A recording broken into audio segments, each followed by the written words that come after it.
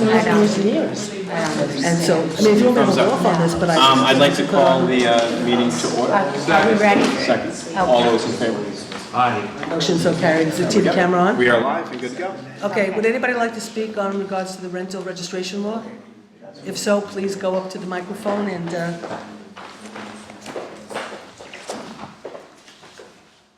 Susan Blickstein, Real Road. I just want to say that I'm in support of having a rental law. One of the issues in our neighborhood, which is what I refer to as part of the town that's in the village, because we're surrounded by the village on a few sides, and we're at village density, is that we have houses that have been converted to rentals. And it's a real challenge for us to have to directly coordinate with 7 or 8 or 9 people living in a house to deal with a variety of issues.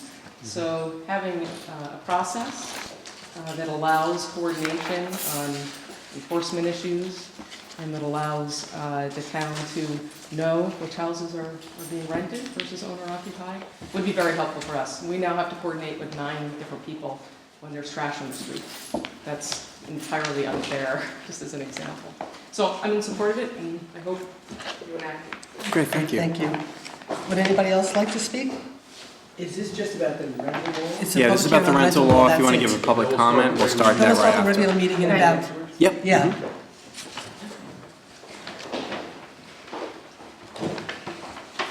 I am new to this process, but being a member of that same neighborhood as Susan, I want to say that I think it's imperative to pass this rental law so that the people who are actually making the investment in the neighborhoods are protected, because at the moment we're not protected. And there's a lot of activity that should not impinge on my lifestyle, which does. And I'm not always there, and I just worry that something's going to happen that negatively impacts on the neighborhood. So we need this law.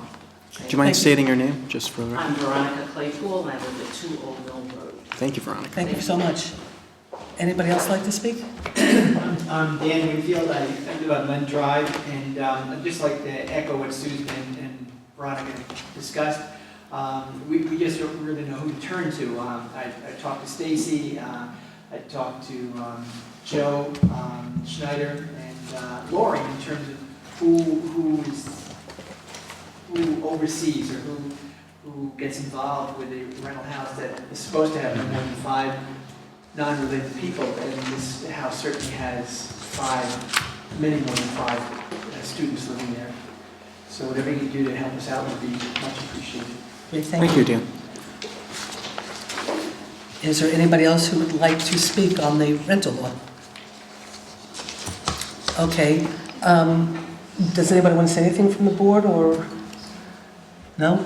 Okay, I certainly know that we're not ready to take action tonight. I know that we've had public hearings and there has been input, and I know that Kevin, you've been working on it with Stacy, and Jeff, you've been working on it with Stacy, and so I don't know when we think we might be ready to have it. Jeff and I met with a couple of members of the community, and then I met with Stacy and actually with George for part of a meeting, and just kind of highlighted... George, let's go with the planning board attorney. Yep, and just highlighted the sections of the proposed law that I think we should take another look at, and I'm waiting for kind of a redraft consistent with those discussions to have another sit down with Stacy, so that'll take a little bit more time. Okay, and just one quick second. I think if we amend the law, it just, I guess, depends on, I mean, because we're... Depends on the extent of the revision. I mean, we can still just keep the public hearing. We're Yeah, going if to we keep keep the it public open, hearing that's open. fine, right? So we could still amend the law and continue to have public hearings on the new amended law. Sure. Without having to renotice, right? If the amendment is not significant. Right. Right. Well, I don't think, and this is from the conversations Kevin and I have both had with Stacy and with George Lithgow, I don't believe we're at a point actually where we're amending a law, we're amending a proposed law. Right. So, and we haven't gone to publication on it yet. And that actually is one of the concerns I think everyone could be sensitive to. We just feel that there's parts of the law that are, Kevin can correct me, I will use the layman's term, cumbersome. and superfluous. I Because- use cumbersome, he uses the legal term, which he gets paid for by letter. I think there are some revisions that are needed, there are quite a few revisions needed to it, and once we get those set, we'll be able to get it re-out to the public. But the people that spoke tonight, we are in complete agreement with. There are neighborhoods that are being affected. We do not have effective laws for them. Our community has changed, it will continue to change. And that is what we are reacting to. So just so you know, your comments have weighed very heavily on Kevin and I, and that's part of our concern is writing the law so it is, and again, I will use the term enforceable. Simple, concise, and enforceable. There you go. And that's what we, simple, and that's what we need, and that's the law we are looking to get. And it's also the law, Stacy, and it will generate a single phone call will get the trigger pulled, and then we can get it enacted. What we have now is there's some very challenging parts to it That impose a significant burden and potential liability on the town and the building inspector. And so we're trying to tailor the law to exactly what we're trying to accomplish here, which is to force non-owner, 1 and 2 family owners to give us the name of a person that's going to represent them locally. That person will also be designated as the person who's authorized to receive process, a legal document, which brings the owner before the local justice court for violations of this new law. So there's some provisions that we need to tighten up to make sure that we're going to accomplish exactly what this registration law wants us to accomplish and nothing more than that. Would you guys mind sending out just the areas that we're looking at changing based on that meeting you had? Sure.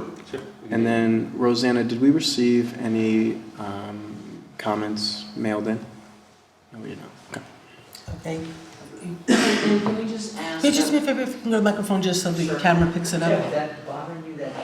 Not yet, but it will eventually blind me, yes. If I, 5 feet to the left and I'm blind.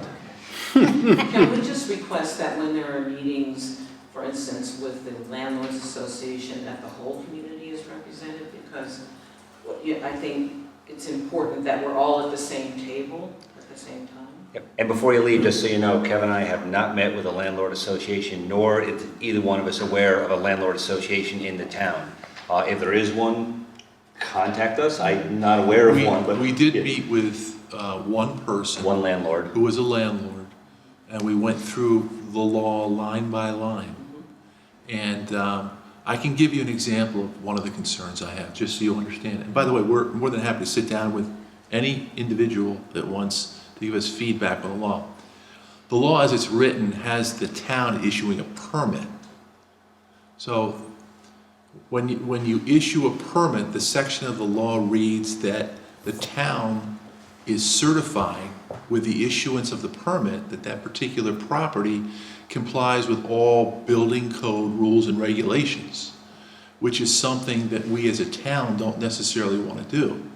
We don't want to certify that a particular structure is completely compliant because we don't know. There are certain portions of the building inspector could never inspect.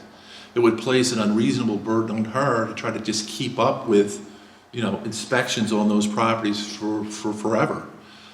The particular law says that the owner can have his own or her own engineer certify that the property is compliant or ask the building inspector to do it. Well, no engineer and architect is ever going to issue that kind of a certification, even with the payment of a huge fee, because it exposes that person to tremendous liability. So we're concerned about the same thing here.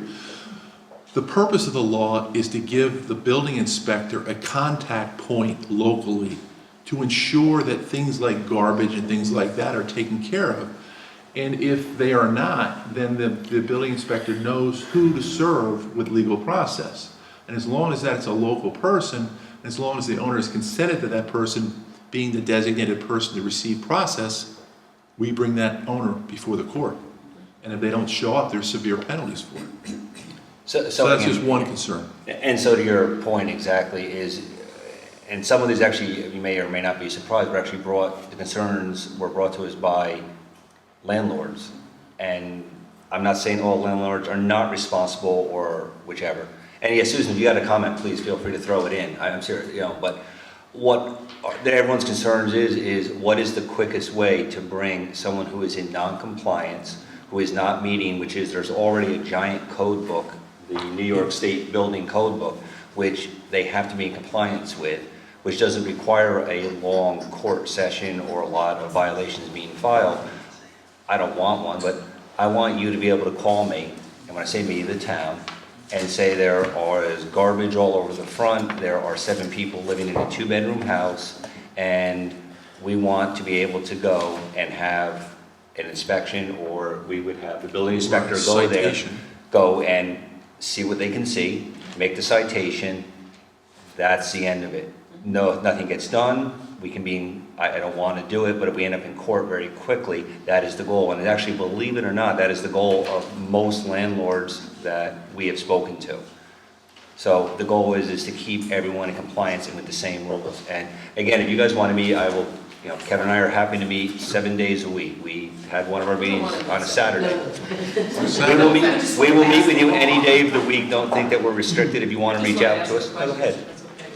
One of the concerns I have is that there's nothing in the law, it may be implicit now, but as you modify it, it needs to address occupancy. What's the legal, what are the number of bedrooms, what's the septic capacity? I know that the house across the street was a legal 3-bedroom home, and I'm sure that 7 to 11 people there well exceeds the septic capacity. And I'm told, as we try to negotiate how to deal with this, that I never really get a clear answer as to whether that's something the town can or can't consider or investigate. Well, there are existing laws that can be enforced. For instance, technically, in a single-family home, you can have no more than 5 Right, I was going to unrelated. save those comments for the open. But Yeah. then there's a fine distinction between that and what a rooming house I is, or a understand. boarding house. I So understand. it depends on how the landlord's lease is I struck. completely understand. So I what I'm, completely understand, and one of the things that we're struggling with is that we're asking for enforcement, and that there doesn't seem to be any interest, quite frankly, for whatever reason, and I'm not even reading into it. I mean, we all have made inquiries and documented what we can see and what we know about the house and how it's occupied, and without any recourse. So I'll save the comments about that and enforcement under the current code for the open part of the meeting. whatever gaps exist, we intend to fill. I just wonder if you could tie some piece of this to your zoning definitions as well in terms of occupancy and family, and I think that would help tighten it. Okay, thank you. Thank you, Susan. I'm sorry, you should have asked us if we had anything to say. I shouldn't have. No, I would always want to hear what the board has to say. I think just as a real quick little aside, I think part of the concern of possibly all of you thinking that Kevin and Jeff were meeting with all the landlords and stuff, but because there are a lot of laws right now being discussed in the village that are relative to landlords, there's a lot of sensitivity and a lot of controversy and a lot of issues going on. So as soon as we started to take this on, there was so much distrust because of what was going on in the village that a lot of landlords showed up at our public hearing. But when they had the opportunity to understand what we were trying to do, which is not do the laws that the village is trying to do, we're trying to deal with people like you who have problems with now houses in the town being rented to students when that's not what they were designed for and that's not whatever. Everybody was okay. And then, Kevin and Jeff sat down just to go through the law to have more clarity and understand if there are problems that they might not have thought of. So that's really about as much as what happened. And again, by Jeff and Kevin looking at it, Kevin realized there were certain things that made it harder for us to actually implement it. And so what we're trying to do is get a law that will work so we can solve your problems. And that's the problem, that we don't have that right now. How does So- it stand now?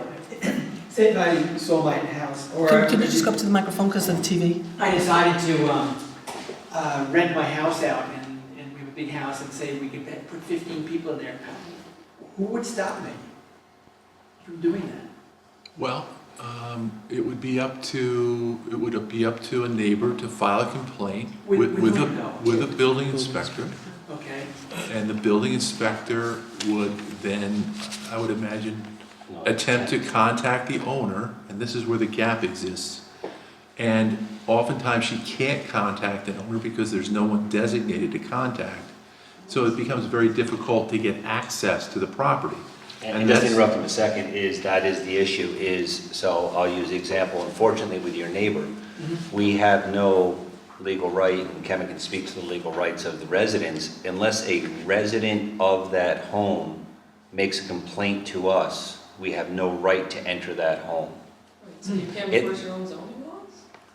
Well, Is that under like the Fourth Amendment? well, you can enforce them, but you need to enforce them and have evidence in other ways. We need to get evidence So- of it, Like but we Stacy can't go into the, Stacy can't go in. she can't even, She can't go in unless it's life-threatening. or if a resident calls from that house and makes a complaint, then she can come and One go. of the tenants? If one of the tenants in the house calls and makes a complaint, they can then go in and, say they call and say, you know what, there's not fire extinguishers, I'll make something up. We can then enter the premises, and when I say we, our inspector can go in, enter the premises. Once in the premises, can then discover there are other violations, but we can't go to the mailbox and see that there's 8 different names on mail. That would be actually probably a federal That's a offense. felony to go. Consistent visual evidence that's observable from outside the property? I'm gonna defer to our I mean, attorney. it's an interesting case because it's done in other. We've spoken to our Just town tell attorney me. about it. No, I know, and you know, It's done. what, the registration law should have in their application, which we will then accept and receipt, there is going to be an acknowledgement by them that our building inspector will be permitted access through their designated agent, whoever it may be. And we're calling that person a contact person rather than an agent because, quite frankly, I don't want to get into an agency argument with an agent saying I didn't have authority or I do have authority, and you get into that whole game about whether there's actual implied authority and all those other things. So I want to avoid that. So I think you'll be happy when we're done. In our lifetime? In my lifetime? We're on our 3rd set of students. You're going to live a long time. The last thing I want to do, and this is one of the things that is really important to me, is just pass a law, just to pass a law. And then you find out later on it's a mess. So I want to make sure it accomplishes exactly what it's intended to accomplish and nothing more or less. It just seems strange that nobody can We should get make in comments that, under the record. nobody can get into that house to see what's actually going on in there. And Privacy rights in this country, your home is the Yeah, most so- private. and that is the issue, exactly. Just to clarify, is that a Fourth Amendment issue, is where that comes from? Basically, Okay, just wanna know. this is, and Dan and Kevin and I, we have both checked with our town attorney, we have checked with our George Lithgow, Kevin's put in his weight, and Dan actually just hit it also, which is, you have a right to your privacy, you have rights, your home is your home, and even though they may be rental or illegal, we still have no rights unless one of You them, can't enforce your definition of a home, is what you're saying. No, we can. but we need, can, but you need proof. you need proof, and Understand. you can't park out front and garner that as proof to say, I can now go and enter your home. So this registration law will allow us access to confirm whether or not the laws, other laws that we already have on the books are being violated.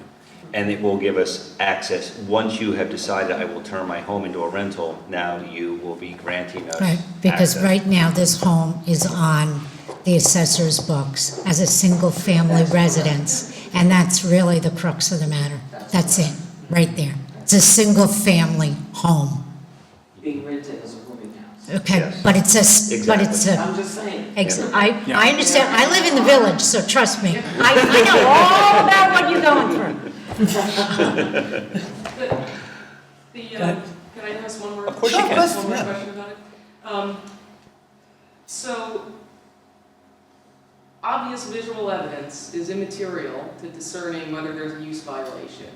And you believe that's generically the case, in any use definition in your code? I'm not going to say yes to that question. I'm just asking, because we're sort of told to file a complaint complaint. You can file a Then- complaint, and then the building inspector will investigate the complaint, and the way the building inspector is going to investigate is to contact the owner. Yeah, so let me follow that up with another question then. What happens if, in a theoretical case, a house such as this that's clearly overoccupied submits a building permit for a request to expand the house? Does that allow any entrance, or does that change anything?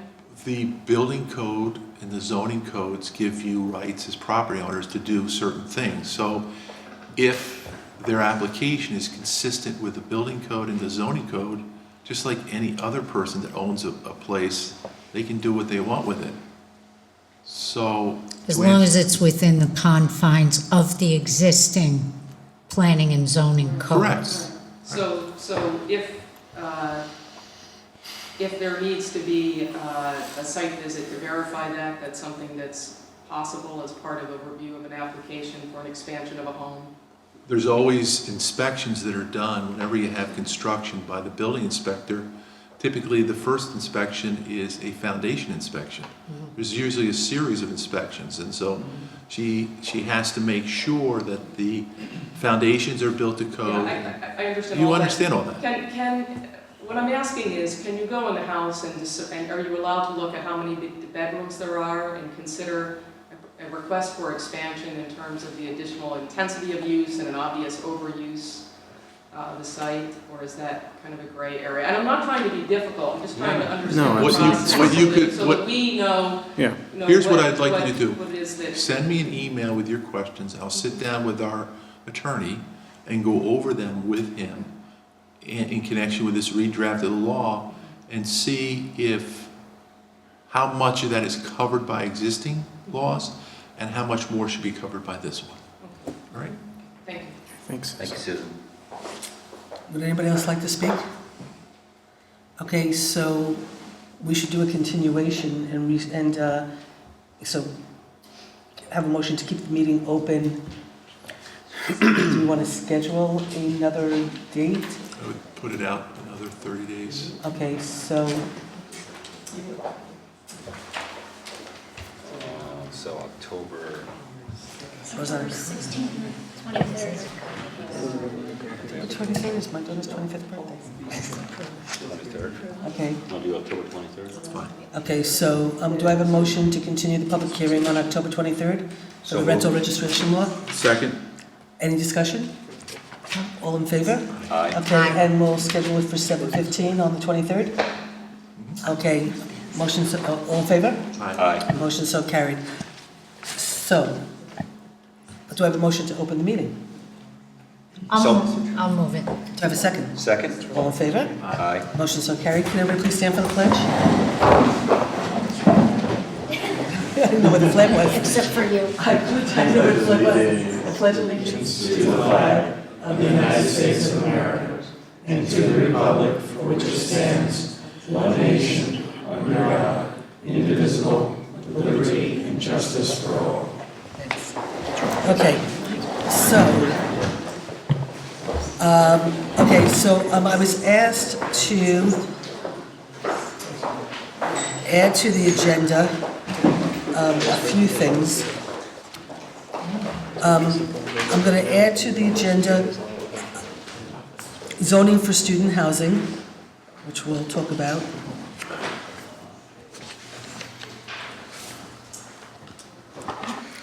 I was asked by Chris to add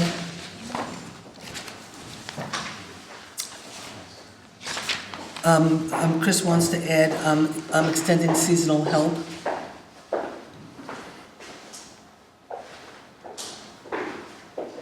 And we were asked to add, Did you get asked, I Some- worked with our county, with Arlene today, did Arlene ask you to add anything on return of an escrow payment? no.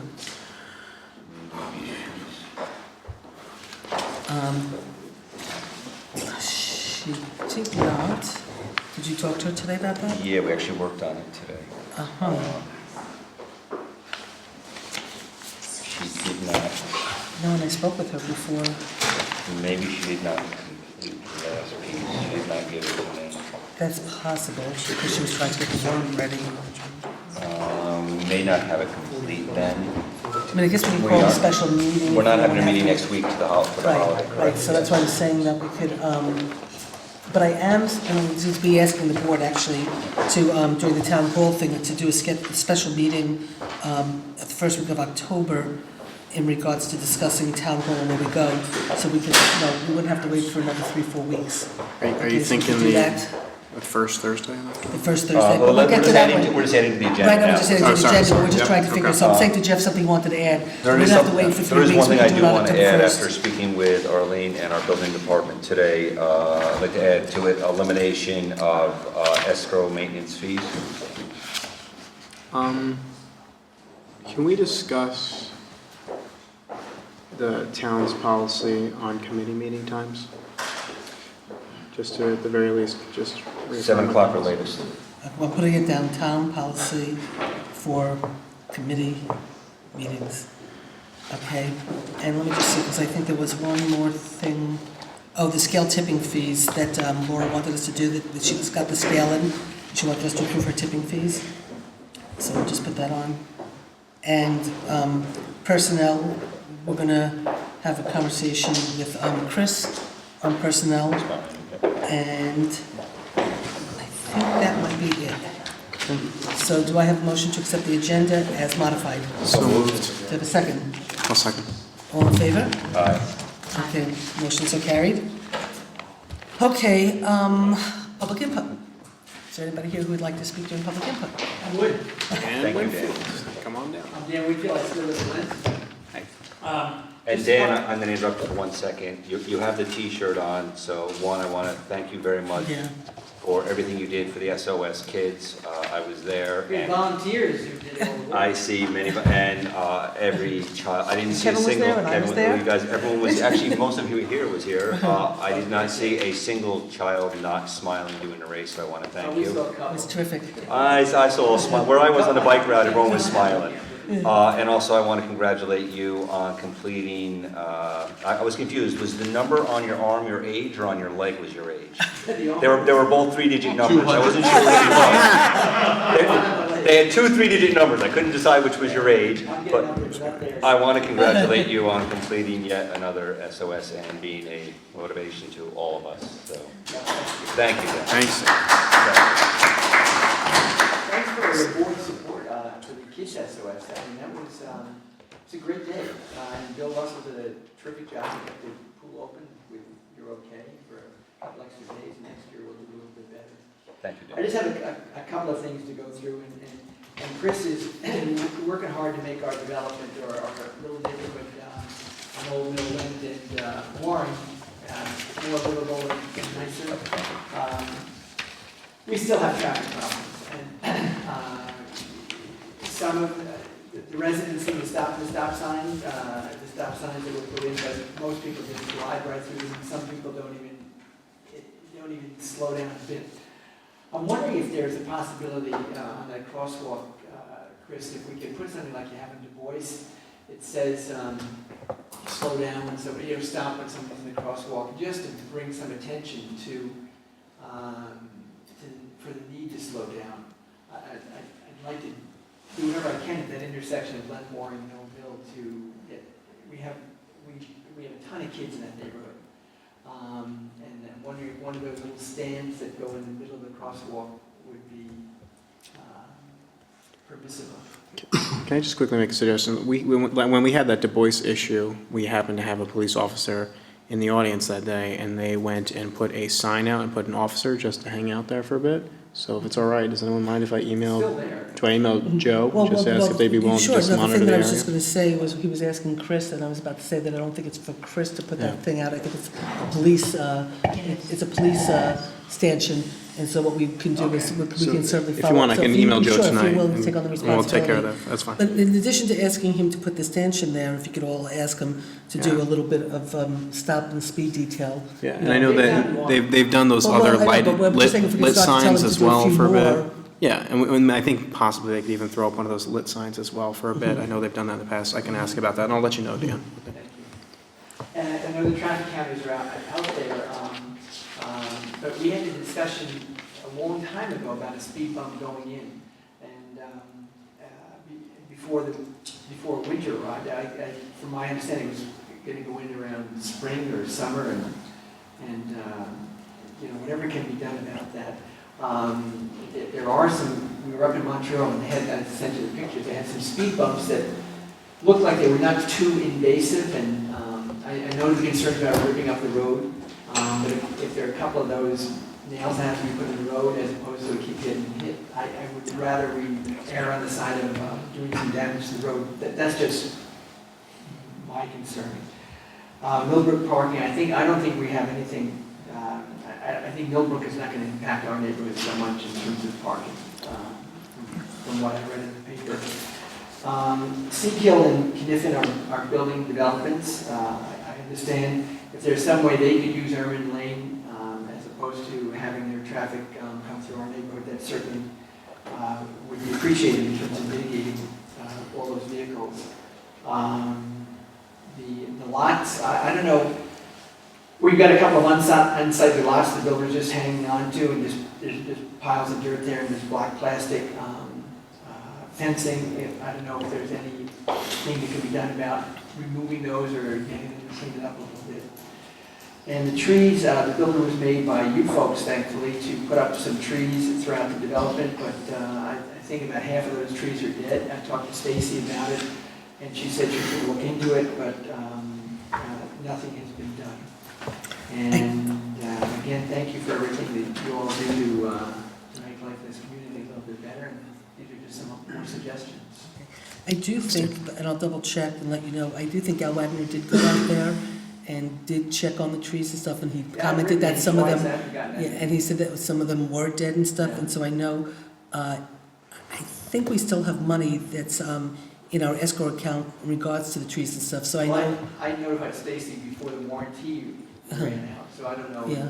Actually, that's the developer's funds, so actually we still have some of their Yeah, I money. think so. So even though Al Wagner has left our community Right. in body, he has not left it in spirit. So actually, I will reach out to Al. Yeah. No, I'm pretty sure, Oh, you have, I'm pretty sure, because Al and I are still in contact a lot because of, if you remember, I've been trying to work on this beyond the right-of-way law to get trees planted on Main Street uptown. And so he came in not too long ago because he had come up, I think, to actually look at those trees. And then he came in to meet with me so we can move this beyond the right-of-way law forward and stuff. And so, we can double check with him, but I'm pretty sure he has been on top of it, And we still do And I have think we some of still their have money. money, We so- still have their If money. they were so- dead before the warranty was up, then maybe the company who planted them Yeah. is just waiting for the right time seasonally to plop them in the ground, so I they, talked to the landscaper because he does our landscaping also. He said the warranty's up, it's not his problem anymore.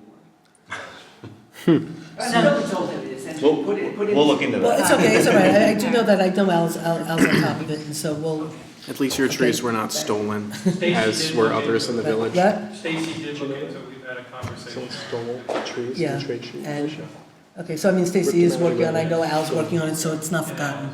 Thank you. Okay? Okay, is there anybody else? Oh, okay. Hey, Ray. I come tonight. Son? Yes? Oh, yeah.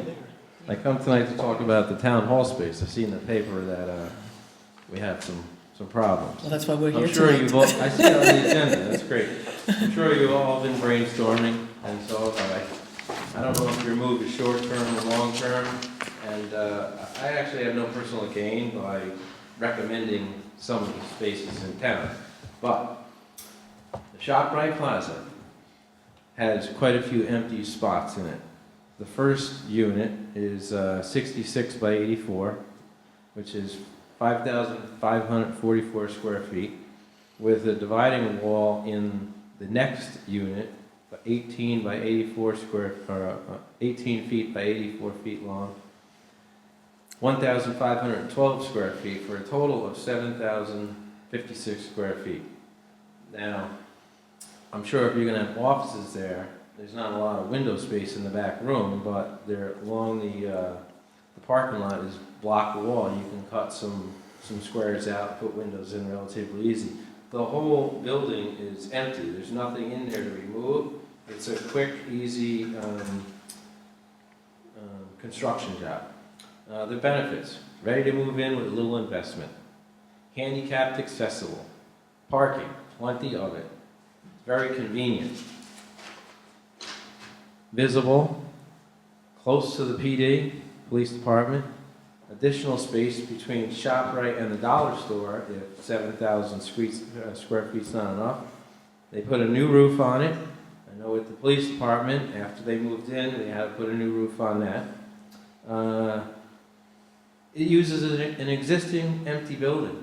I mean, we don't have to build nothing. We don't have to rent cubicles or separate all the departments of the town. And realistically, it's in the center of town. It's very convenient. That's my suggestion. Do it with what you will. And I wish I could stay for the update of the town move to see what happened. Maybe I'll watch it on TV between the Yankee game.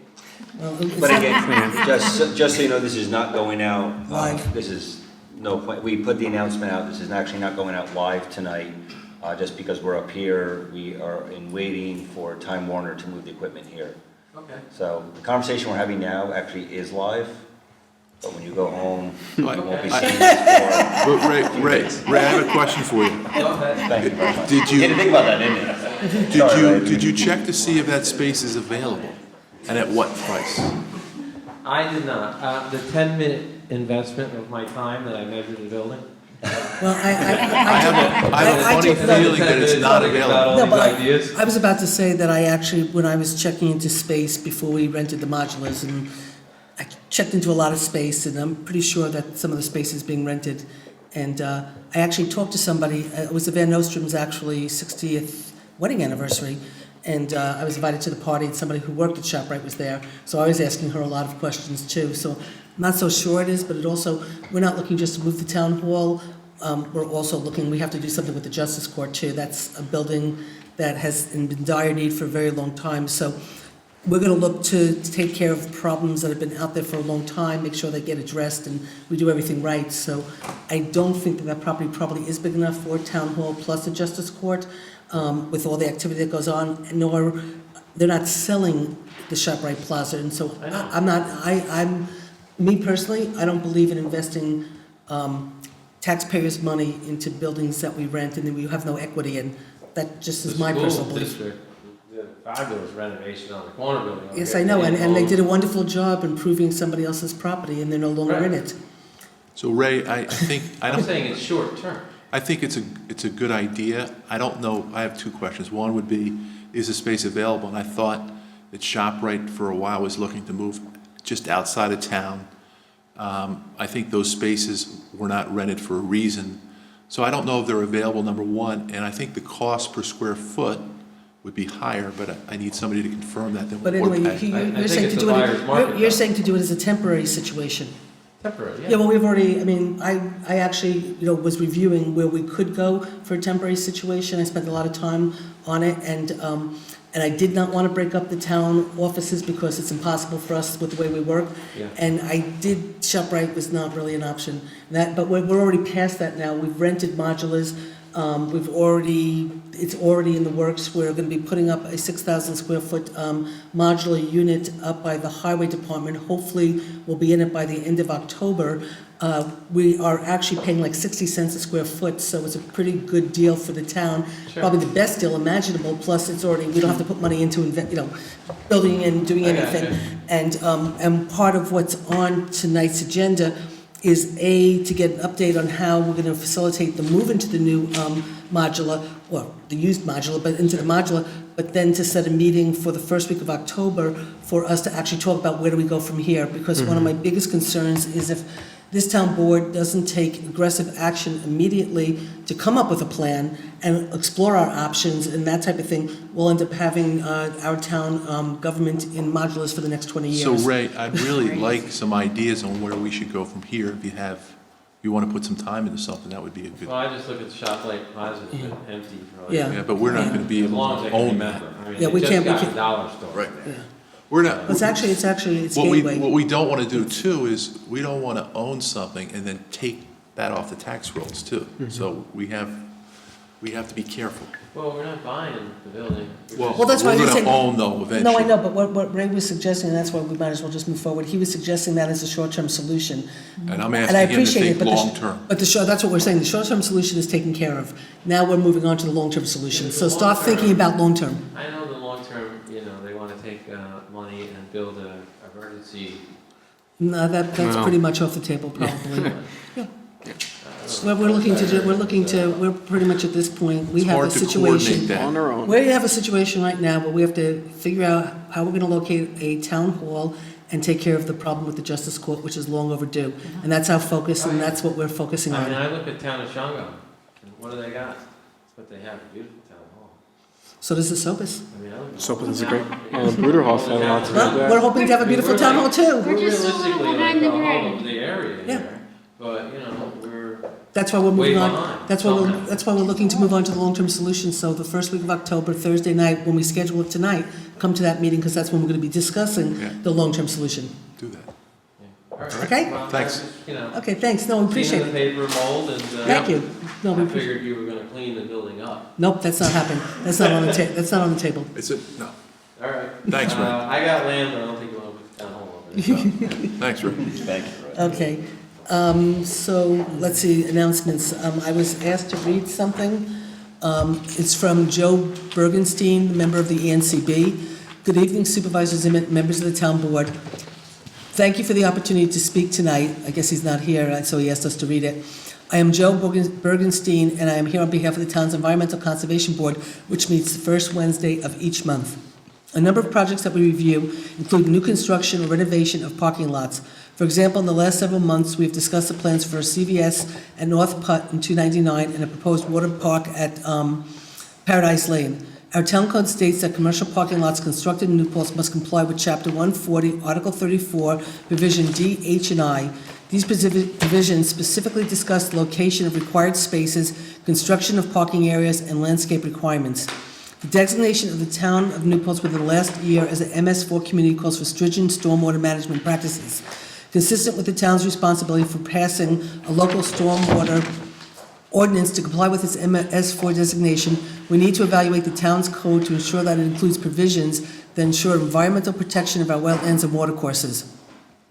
The NCB believes that Chapter 140 of the New Paltz Town Code should be evaluated in light of our MS4 status. Based on our experience with projects that include the new construction or renovation of existing parking lots, the likelihood of additional future development that includes parking lot construction, and the frequency and magnitude of storm events, we unanimously approved the creation of a parking lot subcommittee at our September 2nd ENCB meeting. This subcommittee will be looking into parking lot design features related to on-site stormwater infrastructure, pavement surfaces, parking volume and configuration, and landscape. The goal of the subcommittee is to identify information for the town board's consideration in amending the provisions pertinent to commercial parking lots in Chapter 140 of the town code. The NCB Parking Lot Subcommittee currently includes Libby Murphy, Norman Turner, and myself. Other interested parties are welcome. The subcommittee will be meeting monthly and is planning to provide its recommendation to the town board within the next 6 to 9 months.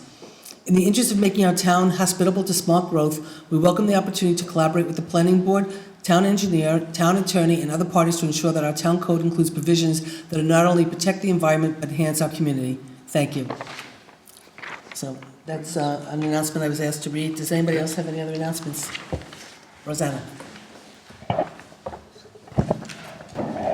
Our fall rabies clinic will be on October 15th at the Highway Garage from 4 to 6 p.m. Only the first 30 people online will be accepted. All cats must be in carriers and dogs must be on leashes. And if you have your pet's prior rabies information, please bring that also. Thank you. Thank you, Rosanna. Any other announcements?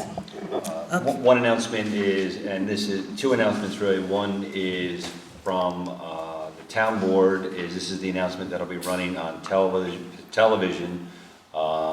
That the New Paltz Town Board has announced that due to the mold situation at Town Hall, all town meetings starting on 9/18/14, which is tonight, will be held at the New Paltz Community Center.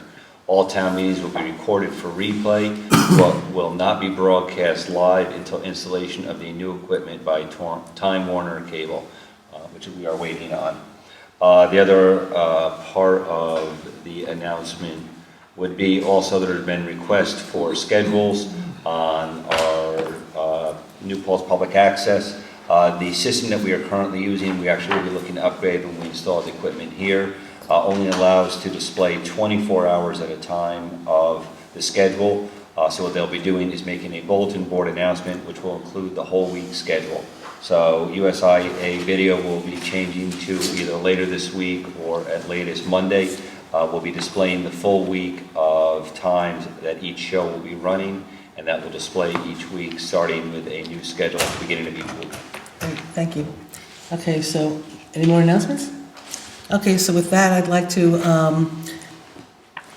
allow the school board to come up and do a presentation on the bond proposition.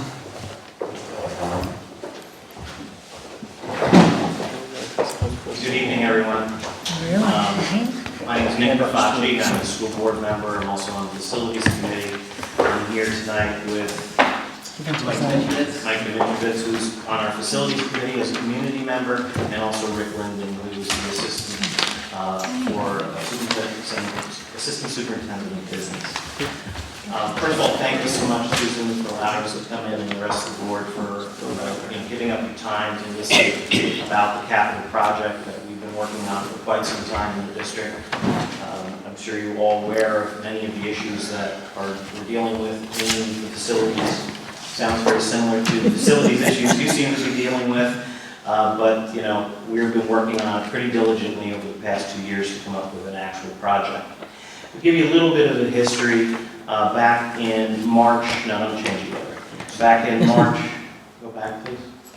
Back in March of this year, the school board essentially unanimously voted on a scope of project.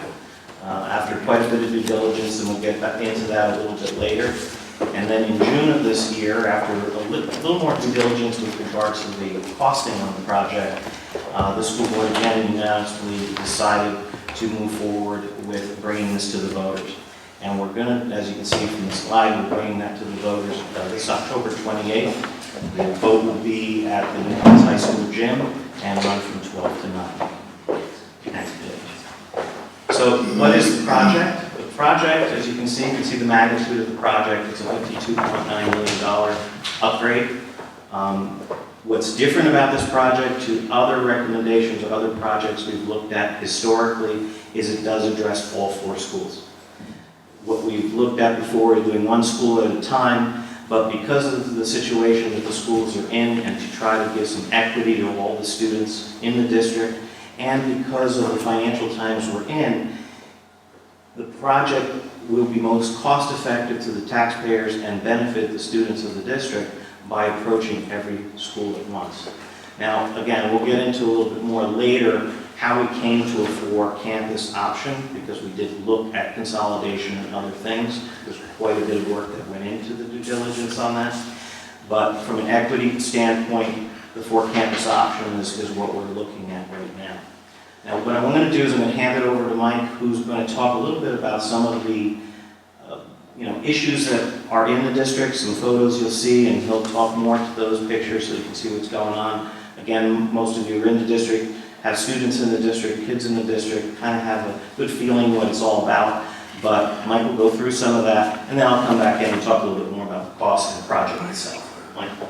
Okay, I'd like to pick up where Nick left off on some of the history behind how we came to this $52 million number. Right? We did a full assessment. It started, I guess, in 2005, right? Really, with the building conditions survey, assessing all the schools' efficiencies, and it was a compilation of facilities only issues that we were dealing with, as well as building the comprehensive plan that was in 2014, facilities plan, master plan, and so that kind of addressed all of the all the deficiencies of the school district, including educational deficiencies. So that's all in the comprehensive facilities master plan.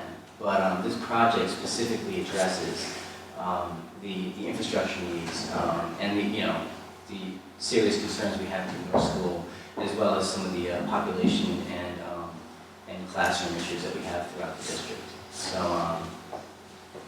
So again, this, it updates the infrastructure, it adds the additional classrooms where needed, and we'll get into more detail on that. And it also, improves the spaces, because since the schools were built, the curriculums have changed considerably, and the classroom size and spacing and layout really doesn't accommodate the new education philosophy. So, I'll go to the next page. But yeah, again, classroom upgrades are planned. Primarily, again, at the middle school and the high school, as far as square footage is concerned. There's going to be some renovation at the schools. We're primarily addressing, just ADA issues, safety issues, health and safety, air quality, and pretty much, again, the emphasis is really in the middle school. We'll see that broken out later. So again, this is part of the curriculum, the education philosophy, and getting a little more hands-on training with the students. And you can see in these crowded environments, it doesn't really enable that sort of learning experience. So, yeah, this is, and music, I don't know if you've been to the middle school or of the schools for that matter, the location of the music areas are really problematic because of they're next to other academic space, and obviously this wasn't designed to educate children learning music. So so that would be one of the things addressed in the middle school as well. Here are the ADA issues. American Disabilities Act. That's the top left pictures in the middle school. The hallway, the ramp inclination is too steep by today's standard. I'm not even sure if it was built to standard in the day, but it's been a while. It was like that when I went to school there, and it hasn't changed. And the other accommodations that have been made are they really need to be upgraded to at least to comply with the ADA requirements. Again, a lot of these are probably focused around the middle school. It really has an aging infrastructure that has a lot of problems with this. And it really disrupts school because you'll have a pipe break, and you'll have to evacuate the school, and then, that turns into this large event where you have to make sure that the parents are home, you can drop the kids off, and various other things. So, it's really disruptive for the educational environment. And quite frankly, they're safety concerns. You don't want kids to get hurt in these schools, and liability associated with it. Well, I'm not that familiar with the liability associated with, getting injured in a public facility. I think, it would sit on the town and the school district for sure, ultimately probably impacting the taxpayers too. Storage is a problem throughout the district. It doesn't seem to ever be properly planned in any sort of, I speak for my own house, where I don't think it matters how many closets I have, it gets filled to the gill, but it's been a problem, and then it gets stuck in the corners, and the kids mess around with it, and it's problematic to stay on top of that. So this does address the major storage issues that we have throughout the district. And of course, technology infrastructure upgrades, it's one of those things you have to continuously keep up with, and so the plan here is to put the hooks in place so you can kind of refresh your technology without any major reconstruction. And again, it includes the HVAC systems needed for these particular rooms. And we also looked at fully air conditioning all the schools, obviously, as one of the to make it most accommodating, but then really backing off of that, understanding evaluating the total operational cost, and I don't know when you want to get into the overall the 4 schools versus that whole evaluation, because that was a pretty important part of the process as far as deciding, is the 4 campus solution the right solution for the district? Initially, I felt that reducing the number of schools and building a new school, you might kill 2 birds with 1 stone, but it ended up being not really cost effective to do that. So that's kind of how we landed back to the 4 campus solution. So yeah, and these other charts that we have really kind of give you a little more detail as far as what's being added and addressed at each of the schools. And so I'd definitely take a few minutes to look through that. It's also available on the school website. Again, right on the school district website. It addresses the basic needs of the school based on the condition survey that was done in 2005. Was it redone since then? It was done in 2010 as well. It's done every 5 years, and then it's, in the interim, there have been things that were addressed, so, but this takes care of the basic needs and safety issues associated with the school. Of course, we're well aware, the board is well aware that, energy efficiency and sustainability, in this town is a pretty important topic. So we're going to be looking at, during the design process to see what makes the most financial sense to integrate into this new, any new construction that's being done. And so that'll be part of the, it's part of the SD requirement as well as, just basic building code. As you build up, especially in the middle school, you're going to be, disturbing more than 50%, so you're going to have to get up to the new energy standards that are required. So that'll be a good thing also to help reduce our operational costs. All right, I'm back now. All right, so one of the things I probably should have mentioned is, since we're a very small group here, obviously, I'd like to make this more of an open forum. I mean, we're here for you to answer your questions and give you an understanding of what's in this project and what went into coming up with the project. So please, don't wait for us to end. If you've got something that you have a question on while we're talking, let's discuss it. So let's look at the costs. So first thing, how much? That's a magnitude cost. So 52.9 million is a cannot exceed cost. Just like, our operating budget, once that's voted on by the voters and it goes into place, we can't exceed that number. Same thing will happen with the capital project. The $52.9 million is a project we cannot exceed. The project, the $52.29 million project, is based on, first of all, a lot of due diligence, and I'll get into that in the next slide. But in essence, what it was is looking truly at just infrastructural needs, the highest priority infrastructural needs, and what priority needs for the actual education of the children. So they're both built in this. The whole idea behind this project from day one was to look at our facilities from the ground up and try to link them with the educational master plan. We wanted to make sure that whatever we did, we wouldn't undo 3 or 4 or 5 or 10 years down the road. We want to make sure that every dollar spent here by the taxpayer is money well spent. So how does that get paid? 50% is reimbursed. New York State Building Aid, any capital project that goes in is 50% reimbursed. It's actually a higher percentage depending on what type of project it is, whether it's considered, and I'm not going to get into that, we could talk to that a heck of a lot better than I can, but whether it's considered, essentially new construction or it's considered renovation, there are different percentage in reimbursements, but on average it's a 50% through this project with the balance of what we're doing. We have a couple of things going on here that make this really the right time to start this project and to do this project. Obviously, there's the needs. The infrastructure needs have been there. They're not going away. It's getting worse every year that progresses. I'm sure you understand that. But we have something called retiring debt. Retiring debt's a big issue. And two ways, positive and negative. For the taxpayer, it's a positive right now, because if we bring this debt in now, there's an offset because of the retiring debt that's going to happen over the next few years. So it therefore reduces the amount of tax burden to the taxpayers moving forward. Yes? So what you're saying is, just for clarification, building aid like this is reimbursed to the school district over a period of years, correct? So depending on which model you fall into, it could be a 10-year reimbursement or a 15-year reimbursement. Is that essentially true? Rick could answer that.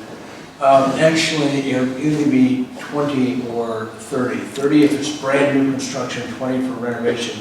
This would generally be mostly 20-year reimbursement. So you wouldn't want a 30-year repayment because you would be taking your lump sum and getting it over 30 years.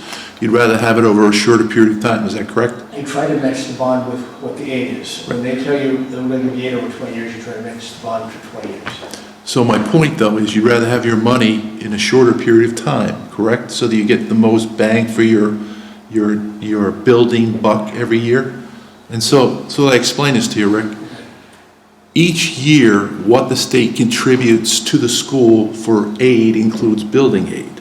Yes. So that when you're saying here the benefit of retiring debt, what you mean is that the projects that you have on the books, the amount of aid is diminishing over the next few years that you'll be getting in building aid. Is that correct? That's partially correct. Okay.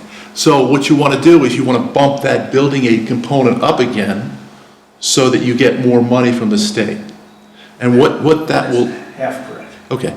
The other half that will make this more logical will mean that as you get more state aid for this project, you are creating now additional revenue that you can, well, when I say revenue, if you tax the taxpayers at the same rate, and you got building aid from the state for this project, then your net cost should go down in each year that you get the building aid.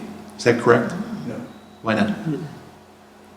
Because there's no piece of it. Yes, you get building aid, but you also have the expense of the debt. Right, The bond debt is like what the rest of us would have as a mortgage. What's happening here effectively is bond debt from money that was borrowed back in 1998 and some other years is about to be paid off. One of them has about 4 years left, and another one, I think it's paid off in 2021 or 22, or something like that. But even the one that has like 4 years left, next year the payment for that bond decreases by about $700,000. Okay, and how about your building aid? So we're in effect replacing, if this passes, that mortgage payment, which is about to go off the books or decreasing, with the new mortgage payment. Now, is the new mortgage payment higher than the old one? Yes. That's why there will be a tax increase from this, but it will be mitigated because of that retired debt. But it will be a 1% increase in 2015-16. No further increases for the bond. Once it's in there, it stays there for 20 years until the bond's paid off.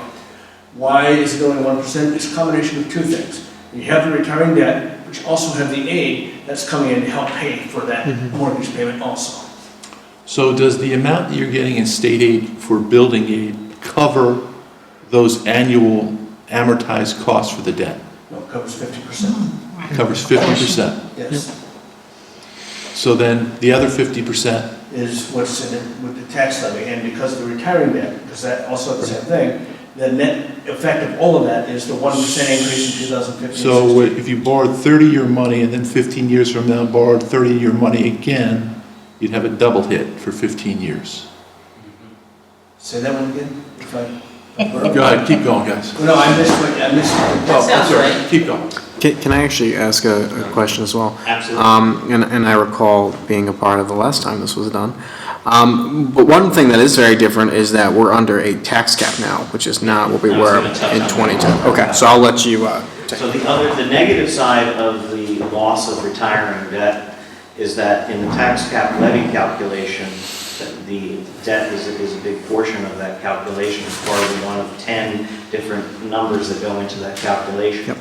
As retiring debt, as the debt does retire, and if there's no debt to replace it with, that actually has a very negative impact with regards to the level of our tax cap that we can have, which means we can bring in less revenue through taxes to offset the cost of programs, the cost of operating the school district.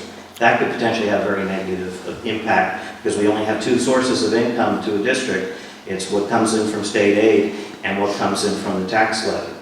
So if we limit our ability to, have more of a levy, then we're going to have to reduce, we can only do so much. We have to then reduce program even further. So that is another negative we have to consider if we don't get this on the books. So it's good and bad that we have retiring debt. I just needed to, you guys know. When you discussed your options, did you have any consideration of the governor's proposal for Startup New York and how it may impact the schools and the town? Did you consider it? I don't recall that discussion. Okay, do you know what Startup New York is, guys?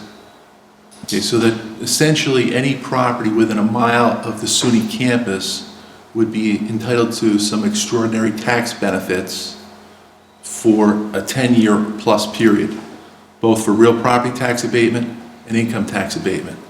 So I mean, my concern about this project, to be honest with you, is, in my mind, it doesn't make any sense that the bulk of the money is going to gut rehab the middle school.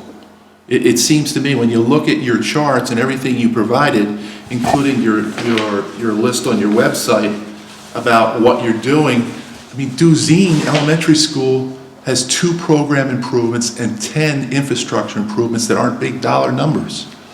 Lenape has 2 program improvements and 5 infrastructure improvements that aren't big dollar value. A high school a little bit more. I mean, it's nice that you would repave that, because when I drop my daughter off, every 10 feet you're taking a bump. But then you look at the middle school, 13 program improvements and 27 infrastructure, including replacing a slate roof. When you look at the diagrams back there, what you plan on doing is doing more than a 50% rehab of the middle school. Why? My recollection also was that when they did those facility studies was that an overwhelming amount of people in our community wanted to keep the middle school at that location as well. The next slide's going to get into that a little bit. Yeah. But if you're trying, get right to it, Kevin, wait, Nick, because this is your concern, okay? what my concern It's is, a financial concern, no, and I get it. what I'm concerned about is this. Yeah. I'm concerned about the school district taking care of itself, and the college taking care of itself, and then the town has to figure out how we keep our people in houses. Okay, so now we have the college with this Startup New York situation. We have the school district looking to maintain 4 buildings. One totally antiquated, like Town Hall.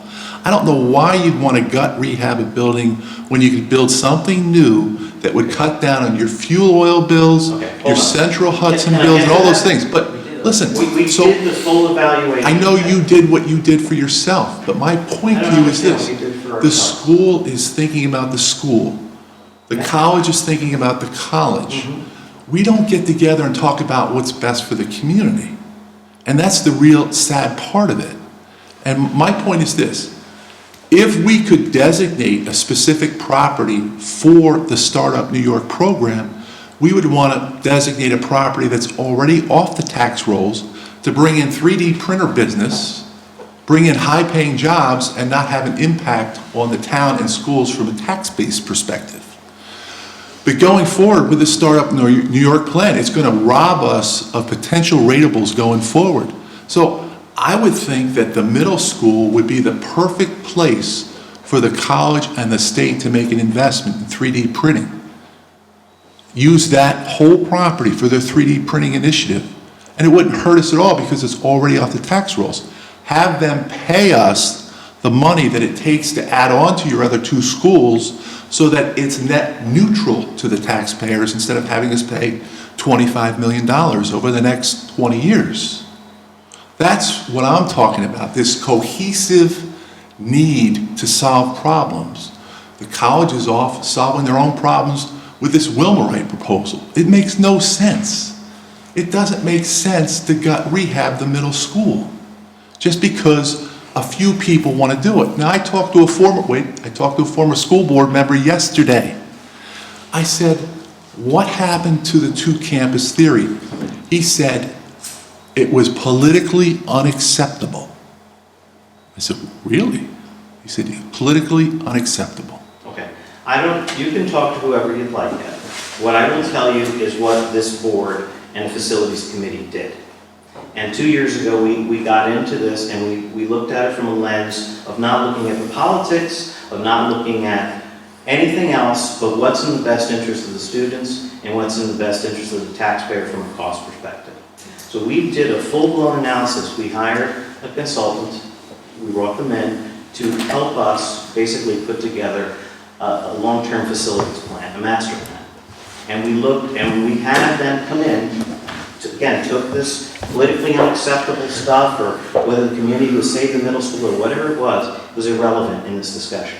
What it was to look at it purely from what are the needs of the students moving forward. Again, looking at it from a 20-year perspective, because we did a financial assessment based on a 20-year review, and looked at, initially it was based on using 4 campus as a baseline, and then looking at a 3-campus consolidation and a 2-campus consolidation. And they were to evaluate that based on looking at cost savings, as you've mentioned, operational cost savings, looking at all those things. Where are those results? They all should be available right here. That's all. I looked at your website, I don't see any financial analysis of these different options. And, you think about the number of bus runs you would save. We looked at that. What- We looked at all that. You looked at all that. Absolutely. So where is the financial analysis that people in the community can look at? We certainly can get, if it's not out on the website, we certainly should. Not get on the it right website. back to you. It was on the website for about a year. I think it was taken down recently. So Oh, we'll it put was it back not up. confused with 6 options with the one I we're understand. putting up. Yeah, well, Because we ended up. as part of that, yeah. I Well, we mean, can get on the analysis. I mean, I really can't believe that this is a return to rebuilding the middle school. You know Because, what? I went in unemotionally, honestly. And we I all- didn't really care, if the middle school's in town, I mean, there's theories on, it's better educational environment for age kids. But looking at it purely financially, and I thought there would be enough operational savings to actually, justify putting it, at the high school, essentially. Putting the middle school at the high school, comparing the cost of rebuilding it in. Because I thought the operational savings in, in busing and various other things, putting it at the high school would outweigh the cost of rebuilding, the middle school compared to building the new school. you realize that your aid period is different for an addition than it would be for a new standalone new school. It's 30 years for standalone new school. The aid actually on a new building is much lower in ratio than. Yeah, it is, renovation. and it's paid over 30 years. So, that's why all these schools have campuses, because it makes financial sense to do it. And my suggestion is that there should be a bigger discussion before the college makes a decision or the school makes a decision. Nobody's coordinating and nobody's thinking about the town. Well, off of that campus theory, and correct me if I'm wrong, this is just my recollection of it, my understanding was at the time when we looked at that what ended up happening was based on adding that additional population, that state ed would not have allowed us to do that based on how large that area was. We would have had to purchase additional land. Am I correct in saying that, right? That was not how that went. That was a rumor, and quite frankly, again, when you look at other schools, for instance, I was at Highland today. The Highland High School has a football field, it has a baseball field, and a practice football field, or a soccer field. You go to Roundout, their facilities are limited. You go to Marlboro. Marlboro has a turf field, a baseball field, and a practice football field.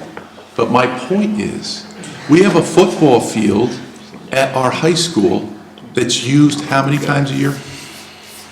7, 8. If it's a turf field, you have many, many more people using that field. And at Marlboro, it's amazing how each field hockey, soccer, football, they all use the field. And it makes no sense. Marlboro has any problems with its school district spending and? Listen, No. that's not the I think we're point. getting off track a The little. point is whether or not we have adequate fields to support a bigger model, and we do, and we know that. So that wasn't true. So, I can't, as a town board member, I can't fathom why everybody continues to do their own thing, and it's just driving our people that live here into the poorhouse. It really shocks me. No. We're not driving anyone to the poorhouse. The whole point of this was to look at what was most cost effective for this district. It's for the If we're district. going to continue to do things through emergency repairs, you do realize it's 100%. This proposition To the is, taxpayer is 100%. Nick, this proposition is just a return. If you look at the construction photos you have there, I mean, basically, you're rebuilding the middle school. There's a lot of addition to the middle school. But Kevin, from the perspective of that's what's most cost effective and provides the educational needs we need for our district. I pay into the Central future. Hudson bills every other month. I can't tell you how much we pay for our lousy facilities for Central Hudson. We pay $18,000 to heat town hall. we have these old buildings that don't have any modern efficiencies. And quite frankly, the only way to generate those kinds of efficiencies is to build smartly, not to gut rehab things. You're talking about replacing a slate roof at the middle school. We'll replace it. We haven't decided to replace it with slate. It doesn't say in kind. No, but you're We have to replacing. replace the roof, certainly. I In don't. fact, that was a discussion at one of our board meetings, that we probably would not replace it with slate. But in any event, the whole point of this was that we did do the due diligence. We did do the full evaluation through the lens of forgetting about all the politics involved and just looking at it from the perspective of cost savings, looking at it long-term, looking at educational need. We brought in the consultants to meet with, to reassess every single building and look at evaluation of those buildings. They then met with all of the administration to go over educational needs moving into the future and what their needs are.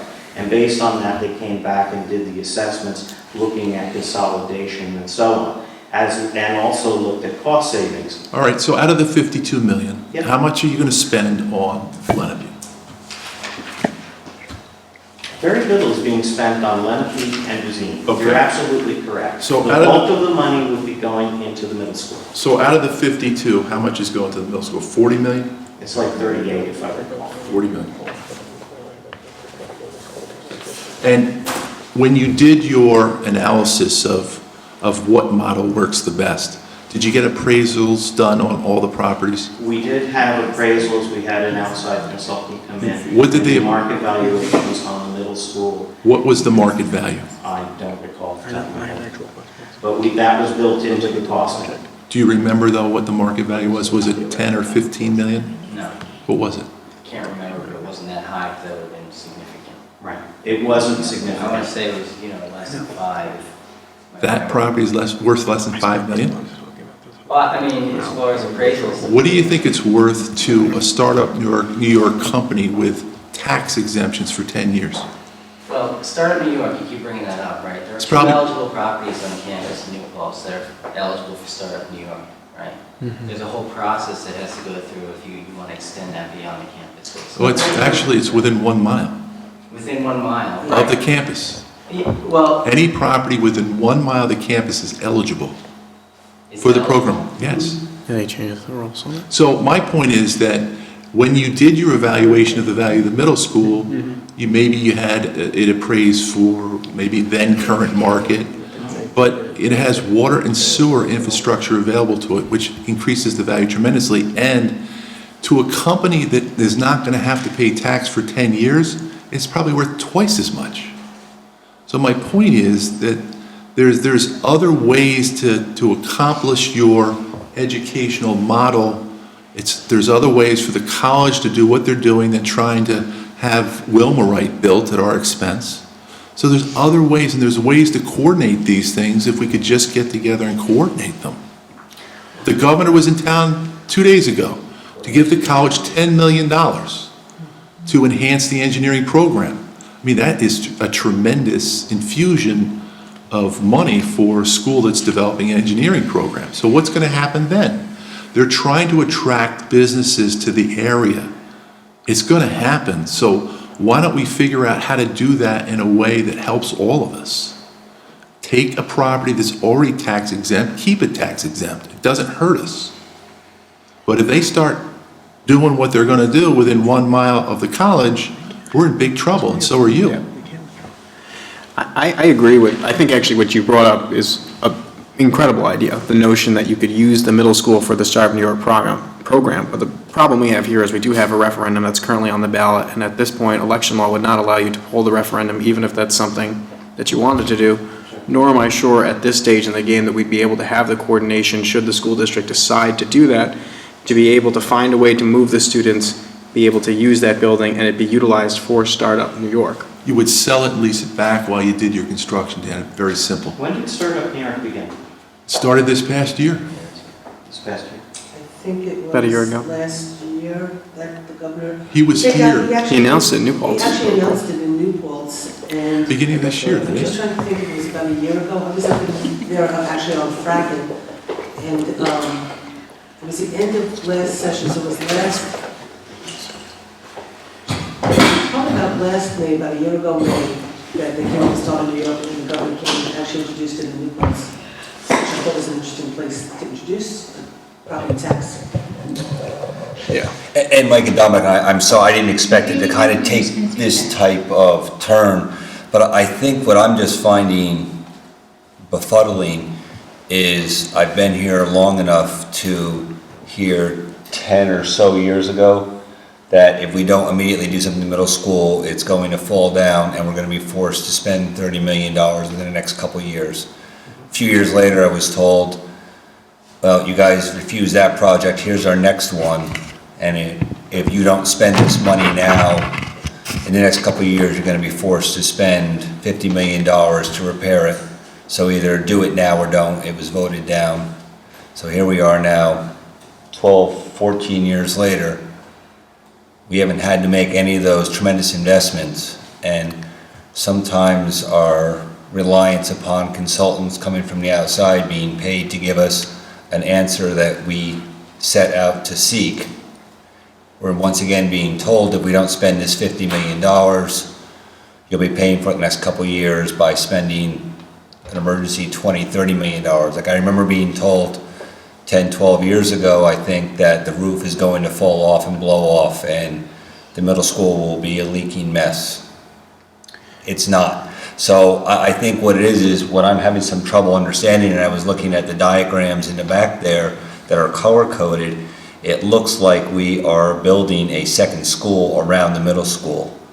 And I'm finding that, just to Kevin's point, just a little bit difficult, that I don't, and again, I will take the blame upon myself. You know, Mike and Dominic, I'm not blaming you at all, but I'll take the blame on myself for not going on and looking, and I did just try to look, and it's not on there right now. And Rick, maybe it was taken down so we wouldn't confuse all the projects, which I think is a good idea, but I don't know what the cost options were to go out and look.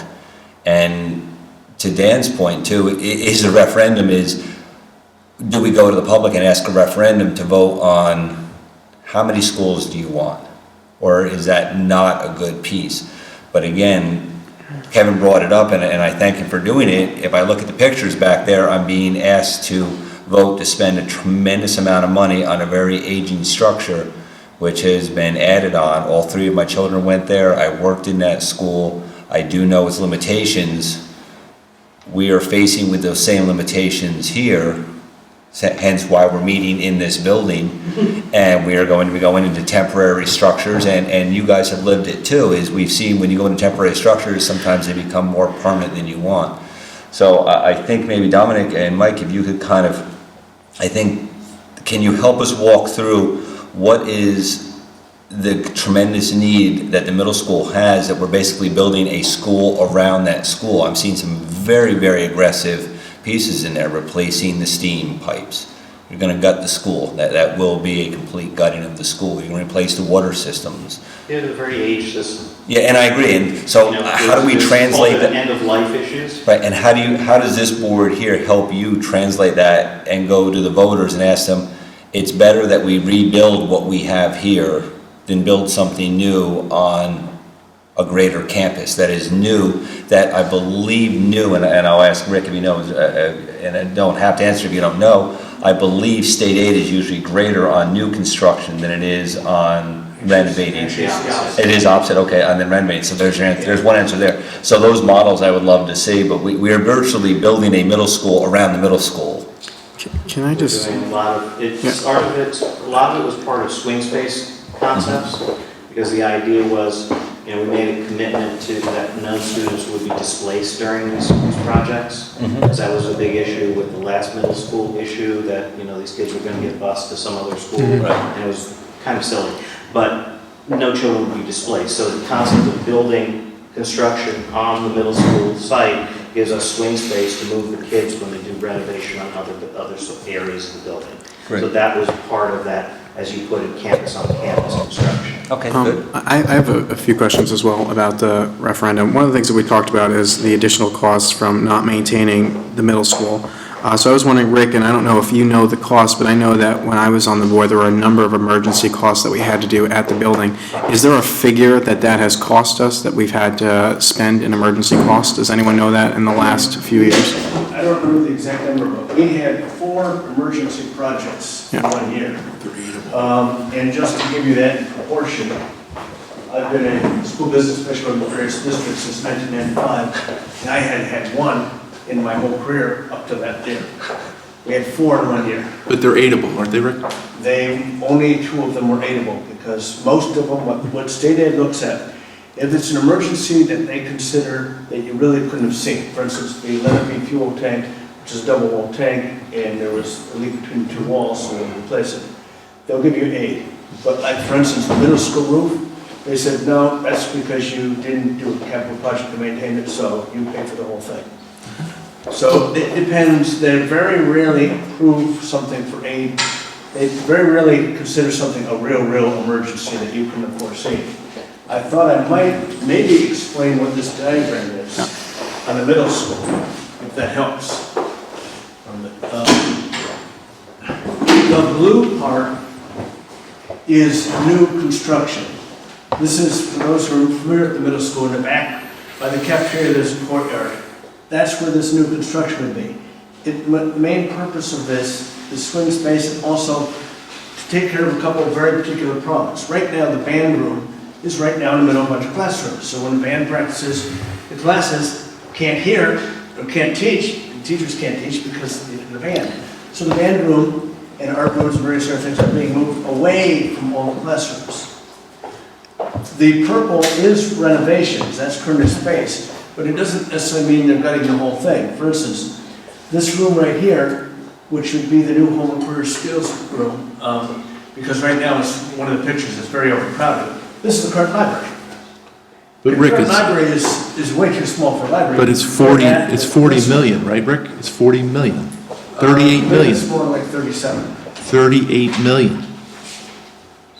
But, yeah, the middle school has a lot of issues. I have, Can right I- now, Can I just ask a quick question? Yes. Because, I don't want anybody to get the wrong idea. I don't think there's probably anybody on this board that doesn't think that the schools need work and want to see the issues addressed. I mean, I think that, let's start with that, basic assumption that everybody understands that you guys have problems and you've had problems for a long time. I mean, I've lived through it with my daughter is about to be 25, and my son is 29, and my son was in the half class because the kindergarten was so crowded. It was before Lenape, and he was a half class, and he had art in a cart, and he was the first kid to go to Lenape and graduate.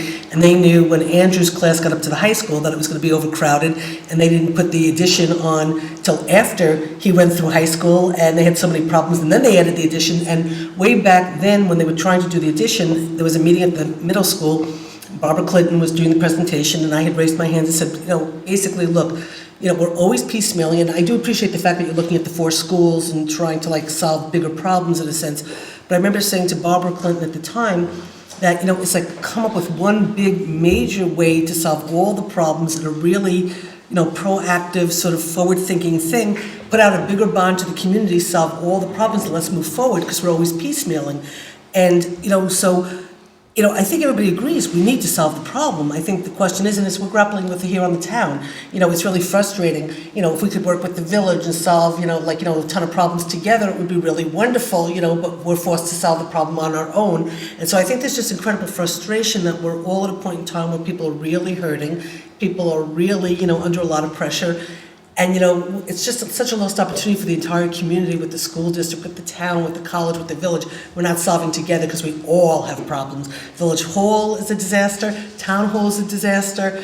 Some of your schools are a disaster. The college needs more space. And it's just a frustration of the inability to come together as a community. And so I guess the one question I just want to ask is, because we're grappling with that right now, and we're not looking to rebuild Town Hall. We know Town Hall doesn't deserve to be rebuilt, and at a certain point in time you have to bite the bullet and just say the building's outlasted its ability, it's outlasted its time, it's not efficient for many different reasons.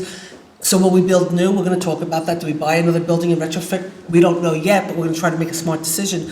If you were to just, for example, even if you built a new middle school on the site of the middle school, what would be a cost to build a school You don't look at middle Let school. me see if I can help that. One that we looked at, as Nick said, the 2, 3, 4 campus, actually, several 3 campus options.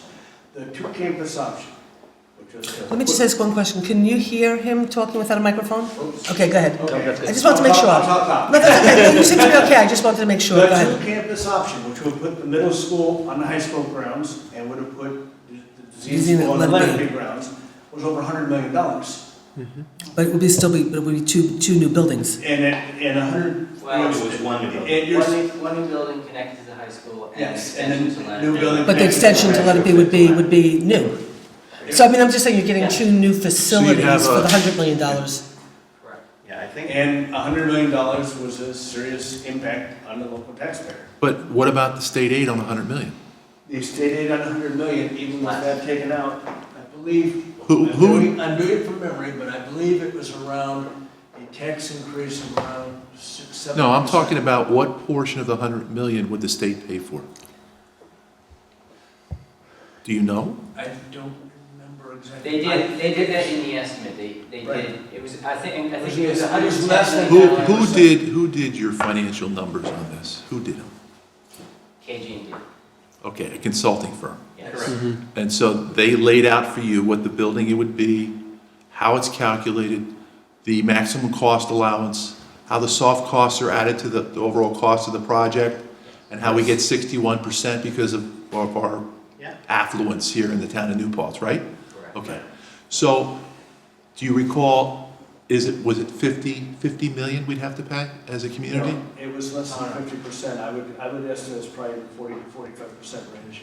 So for 50 million, we would get 2 brand-new, state-of-the-art schools. No, I was somehow saying it wrong, for Right. 60 million. Okay, let's say it's 60 million. Let's say your number's 60 million. We get 2 brand-new, state-of-the-art schools. As opposed to this being 26 million. Well, hold on a second, 60, right? And then you have your efficiencies. Yes. Yeah, I'm sure you'd have solar, it would be There's some green. operational efficiencies, there's some, you know, Yeah. obvious, you know, upgrades. And then did you factor in what you would sell the other 2 buildings for? Yes. Okay. That was So all then, done. so let's assume that the middle school property is worth 10 million, and let's assume that Duzine is worth 2 million, 3 million? That's 13 million. So if you get to a point where the difference is $10 million for 2 brand-new facilities that take you into the future forever, because this is 30, You're absolutely right. this is 38 million, Nick, for 1 school. These other schools are getting little things, but 10 years from now, they're gonna need more things. So I don't know why the problem just doesn't get solved all in one shot. You're absolutely right. That's why the assessment was done. And unfortunately, we don't have that data right here, right now, but certainly we could resurrect it for you. But that exact analysis was done for the very reasons that you're bringing up. But And your there's assumptions, a lot more of a differential than that. your assumptions are critical to that. Yeah, and they're in Absolutely. there. They're in there. And they're in there. So when you value the middle school property at its number, you didn't value it as tax exempt property for 10 years under Start of New York either. Well, that was. We assessed it based on market value that we were given by third. Right, but so there is assumptions that you made to get to your numbers. That's my point. There always are. Some of those assumptions could be off significantly, others by a little bit. Well, I prefer to be conservative in my assumptions I know. than not. But if you finally get to a point where the difference is $10 or $15 million, or even $20 million net, between that and 2 brand new buildings, guess what? The buses, do you know how the bus runs work? The buses pick up high school and middle school students, okay? What do? They drive to the high school and drop off the high Yes, and I school get students. it. It was Then they all drive in the back to the analysis. middle school, drop off the middle school students, and then they go back to the bus garage at the high school. That's really efficient. It's very wasteful, and it was all in the assessment. All right, so what's the delta between this and that? The difference in the tax levy to the local. What's Now the you have to talk a difference little, in the you have to talk a little louder dollars? now. What's the You difference? got lower, I'm just asking you to talk. What's the difference? That's what I'm trying to answer. The difference in the tax levy to the taxpayer. I'm talking about the difference in the cost net, the gross amount. 20 million? There's a lot more than that. I do not. 30? Do you know? Off the top of my head, not exactly, no. Okay, that's But I something do you should know know. the impact of the taxpayer was about 6 times higher for the 2 campus option than it was for I'd this. love to see that analysis. It was 6% versus 1%. I'd love to see it. So, just a question I have, because this is what we have to vote on right now. This is what's going to be on the ballot in a month. One of the questions that I had as well was that my recollection of the middle school gym, that second gym that's used as a music room. For those who have been in there, there's the bleachers, and if you touch the floor, it's very warm, and that is because there's a whole boiler system under there. And during the winter time, one of the issues was that it would actually get so hot there that you would have to actually open that door to let the heat out during the winter, which obviously is not very energy efficient. So that was something that was costing tens of thousands of dollars a year in heating, I'm assuming, if not more than that. Is that something that is remedied within this capital improvement as well? Absolutely. Yes. Okay. Additionally, one of the things, I think it was mentioned, but I wanted to bring it up again, was that during the first middle school renovation project in 2010, the district offered these tours of the school district. I don't know if that's something you guys are planning on doing again. One of the things that I will probably never forget was there was a parent that came up to me whose daughter was in a wheelchair. And as a result of not being in a wheelchair, she was not able to go to, there's a music and an art class, which is in that area down there. And I think we did say that that was remedied, but I just wanted to confirm that that specific situation was a part of upgrading for ADA compliance as well. Okay, great. I think I had more. Another issue that I recall. Can I elaborate on that? Absolutely, go One ahead. of those pictures that was shown was that wooden ramp. Yes. That was to allow students to get in there, but they have to go outside to get Yes, to and that I ramp. remember, yep. Mhm. In winter, they have to go So outside to winter get to the ramp, to get to the is not classroom. accessible. And another one that I recall too was that the heaters, and the heaters were exposed heaters on the side, and there were actually examples, and it was a liability issue I recall as well, where students had actually burnt themselves on the heaters, just horsing around, playing around, and bumped up against them. I assume that's something that's being addressed in this, but I just wanted to confirm Yes. again that that was something Yes. that had looked at as well. So additionally, do you know what the cost savings is in just for that part of the building as well in regards to the heat that was flowing out of that gym?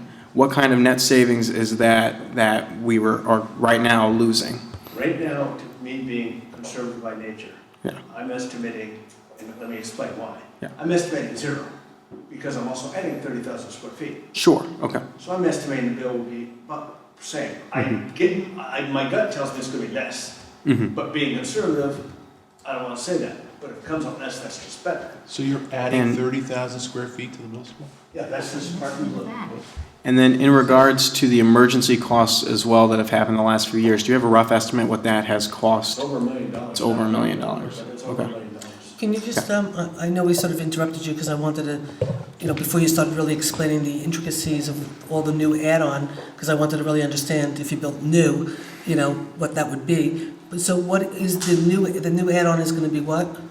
The new add-on is this area in blue. Right, but what is actually going to be in there? Is Oh, okay, what's in here?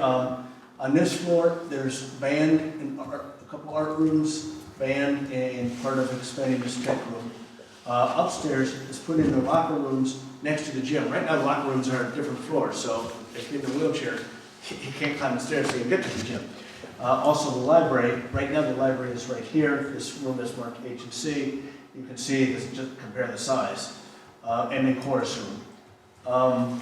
So that's basically the additions. It's to get things like the library and art and music away from the classrooms. So you don't have either the odors from art or the music, the sound from music and chorus. And then the rooms that are being converted, are those going to then, the rooms, when you move the library and you move the chorus and all that, are those going to go to additional classrooms, to newly renovated classrooms? Yeah, the idea is to create this Like pod this whole system group. to bring the classrooms together, class grade levels together. And you'll do that in that space that you're evacuating? Yes. And two other questions for you additionally as well. I think it was in 2011, BOCES kind of did a study to look at population growth in school districts. And my recollection at the time was New Paltz was the only one in Ulster County that actually saw an increase in population, whereas the number of the other districts were going down. I've been in New Paltz now since 2011, Yep. in the school district. Yeah. And the population is thought you were here longer. pretty well stable. Pretty Plus or minus 50 from one year to other. But it's pretty well been stable whole time. So how have you factored in regards to this project, a population shift either way? Or is that something that is factored in within the project? Yes, data. demographic studies done on population. That's great. Expectations in town were pretty flat. Okay. It was a slight uptick, I think, in the high school. There was, one of the years, and then other years it's been, But it was. I mean, it fluctuates a little bit, plus 50, minus 50. I know. And then additionally as well, I remember that one of the things that made moving the district office possible was that they ended a lease with a number of those classrooms with BOCES. And I'm wondering if, as we're adding additional spaces to any of these facilities, is there additional room for, say, to rent out 2 BOCES to have an additional revenue for the school district as well? Yeah, actually in the high school over there. Okay. If those who remember the project we did back in 2003, when they added the high school, there was supposed to be 5 classrooms added. That didn't happen. In this, there are 6. One of them was labeled BOCES. That being said, BOCES hasn't actually asked for it, but at least there's one there. They used to lease 2.5 classrooms, 2 classrooms, a room, half room between, in the high school up to this past June 30th. But They you've don't even given, need that anymore, so you've given up all of your BOCES classes at Lenape to renovate into district offices, right? That lease had ended, correct, which is why they moved over. But they're now district offices. yes. And then, so what would potentially be the additional revenue by having additional leases to BOCES? And then also, doesn't that affect the state aid rate as well when you have those Doesn't classrooms? affect the state aid rate, but Okay. yeah, the revenue for a single classroom to BOCES at the high school is probably roughly in the neighborhood of 10 grand, 8 to 10 grand. It's not a huge amount, but it's something. Sure. Now, Nick, you said that these are the highest priority items that you factored in for the 52 million. Correct. How about the middle level priorities and the low level priorities? Yeah, we went through an assessment. What had happened after the initial projects we looked at, then we went back to the drawing board a bit and went back to the administrators and said, okay, now let's look at this and say, and go through the lists and say, and basically qualify each one. Is it a must, is it a should, or is it a like? Of every single one of these upgrades that need to be done. And based on that, we came back, and then the board did the same exercise. And the idea was, again, to pare this down to make it as cost-effective as possible, but deal with the main problems, or the major problems first. So this is essentially the phase 1 is what it is, which includes the musts and the shoulds. Right, but what are you telling the taxpayers about what they can expect in all the other phases? Basically, phase 2 probably will never happen. They're the lights. They're smaller projects. Phase 2 will never happen, but look, what's the oldest school? Middle school, right? And then it's Duzine, right? And then it's the high school and then Lenape, right? Lenape's the newest school. Look, these schools are gonna need additional work going forward because the high school is gonna be 50 years old and then Duzine's gonna be You're absolutely 60 years old. So my point is, why do we keep doing this? We're spending 52 million now.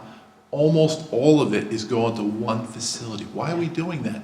Because in the future, those other 3 schools are gonna need money too. And if the educational philosophy changes, that'll change the classroom sizes again. Well, that's not actually a good argument for the concept of going to Well, one big school. one of your argument was that the new educational philosophy requires a change in the class size. Now, That would have been in the new school design as well, based on current. It's also the number of students per class. so why are we spending 52 million or 53 million now with the prospect of spending, another 20 in the next 10 years on other things? One other point is When we can that- have brand new. One other point is, one of the assessments that was done as part of the evaluation was to look at replacement costs over the life expectancy. So again, it was a 20-year evaluation, which also looked at the age of every piece of equipment internal to these buildings as compared to new, and building that back into the cost as well. So I'm telling you, we did look at everything, Kevin. We didn't leave stuff like, oh, well, they forgot that. No, We I'm wanted not to saying make you didn't work sure for it. that whatever we came to community with, we crossed our T's and dotted our I's, that we actually looked at everything to come back with an assessment and a recommendation that would work. My concern is that I have a former school board member telling me that the 4-school option from his perspective was a political decision. That's number one. Number two, we're spending $52.9 million, $40 million of which is going to one school, which is gonna leave another financial package that's gonna have to come for the other 3 schools in the next 10 years. We're gonna be in the same situation, talking about the same thing, dealing with old buildings like we're dealing with now at Town Hall. Why do we wanna do that? Let's build something new, that's efficient, that takes us off the grid. Let's do something exciting instead of doing these $52 million rehabs. I don't understand it. And then the other things I brought up today too about the community. It's really critical that we plan together. It really is critical. And you keep calling the middle school a rehab, you're really reconstructing the school in the same location. You're rebuilding You're it. getting a new school. It's gonna be a new school. At the middle school location. But It's not like, and every school that you build, you're gonna have this, 10 years from now, it's gonna need work. It's like your house, Yeah, you know, I mean, so, you know. But the and- construction materials, the bricks and mortar, there's new stuff that's more energy efficient, that retains heat. And you also gotta remember, these buildings are vacant 3 months out of the year. So, I just think gut rehabbing doesn't, we're going through the same thing now. Gut rehabbing doesn't make sense. It doesn't always make sense, I agree with that. Well, what's interesting actually though, and Kevin brings up a valid point, we've gotten way off our topic here with a lot of meetings, and you guys have this poor meeting to present again, but in Kevin's point, there actually is, if you look at, and I will use the neighboring state, Pennsylvania, gut rehab actually did make sense, and Kevin brings up an interesting point. And what's interesting about the gut rehab or build new, in Pennsylvania, what they found out, Kevin, is gut rehab works best when you take your, they used a reference of historic school, and I think a 1936 or 38 building, we could call it a historic school. They gut rehab them into other uses, office space, condos, townhouses. And what the districts found is that they took the product and they offered it out to a gut rehab to a developer, then sold it, allowed that developer then to get tax credits, which are available also in New York State, to gut rehab it as office space or rehab it as condos, townhouses, mixed affordable housing, and then use that money to then build a new school. The district was much better off. So the experience in a neighboring state was to not rehab their schools, but to actually gut rehab them by people that would then reuse them completely, because they found that or you could use the phrase repurpose it. And reason being is once you get into them, I think we're going to find many things in this school, and again, without reading the full plan, there is asbestos in the middle school, correct? 1936, there's asbestos. Yeah. In the middle school, there's lead paint. That I'm not sure. Absolutely. 1936, guaranteed, we're gonna run into lead paint. Shoot it all off, absolutely, hence your nice reading skills, so thank you, but yes, but you're absolutely going to be finding lead paint. That is going to be a cost we're going to have to face. So all of these are much better, burden for a private developer who is going to develop it into, or to Kevin's term, repurpose it into offices, repurpose it into housing, because they can go in knowing these costs and they can also absorb them much better. Whereas as the taxpayers, you're saying this cannot exceed 52.9, and when you hit asbestos and you hit lead paint, you're going to tell me we're going to stop at 52.9? Isn't To that, me, I have no choice. They have to then come back on. and isn't it factored in as well? There's a level of contingency. And there goes the things that we need, and now that the things that we need gets pushed back to the things that we want, and then you're coming to us again in a few more years saying, well, here's what, this was a need and it got pushed back to a want, so we're gonna now push that back up to a need along with a few others. What's the percentage of contingency within the project for such things? 10%. It's 10%? Yeah, but there's also built into the estimate on the middle school. Is You have the asbestos. fact that you have Yes. asbestos abatement, you have lead abatement, you have It's all in the these other budget. construction Yeah. details that you had to build into the estimate, because you can't just ignore the fact that it was Absolutely. built. When you Wasn't the get- 2010 version a 20% contingency? I'm just curious why there's a differential between the two Yeah, projects. this one has a 5% design, 5% construction, 12% project costs and 4% escalation. What is the rationale? 4 contingencies. Sure, but what is the rationale for the difference between the two projects?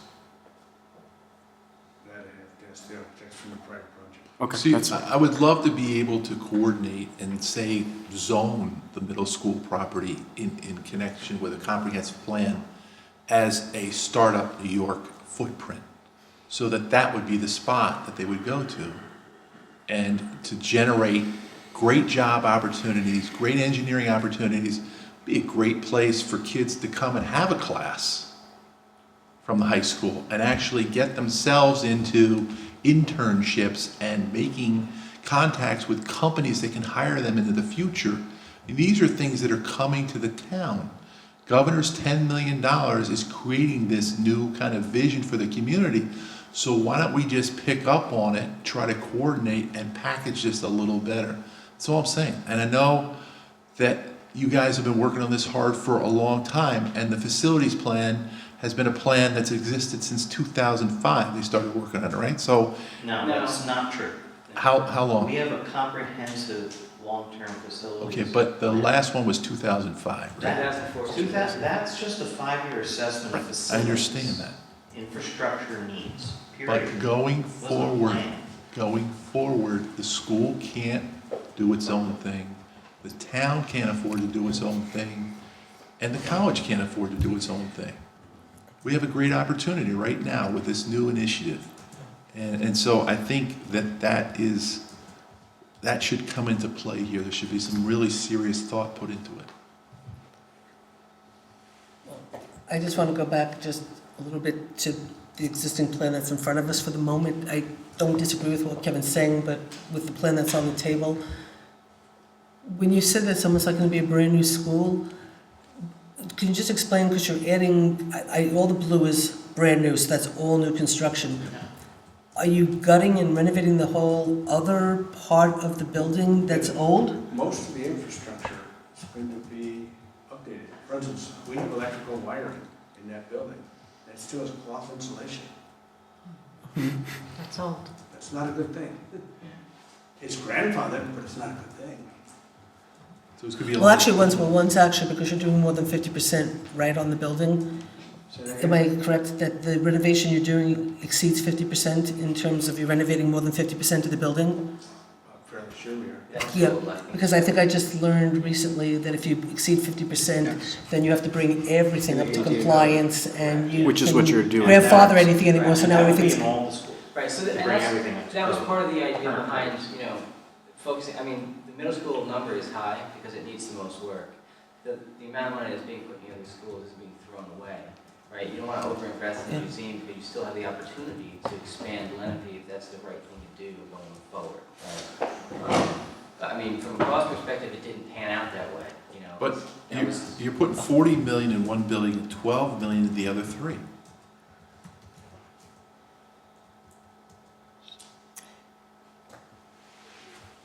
Anyway, to go back just to understand that, so you're upgrading all the infrastructure, but are the classrooms in the older portion of the middle school still going to be basically still the same, or are you renovating all of the existing classrooms in the middle school? There's renovations to the classrooms too. For instance, I'm sure like new lighting and ceiling and things like that.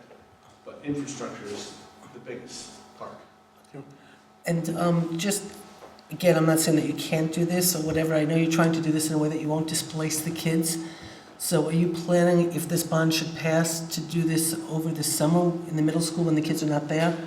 Let me address that one. I think I can take a good shot at that. The idea of the plan here is that new construction would be done first.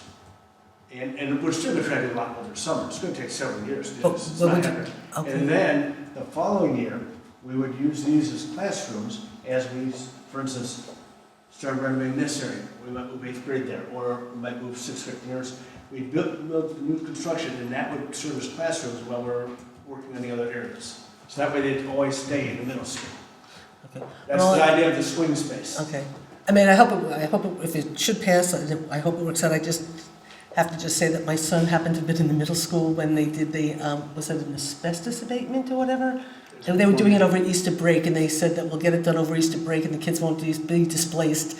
And then the next thing was what happened for like months afterwards with the smell of the school and the problems. And I mean, I actually took my kid out of the school, and he got homeschooled because of the problems that were going on. But I mean, I just wanted to know, like, sort of how you were planning on phasing this in a way so there wasn't the chance that the kids would suffer like they did when you did the middle school work a number of years ago.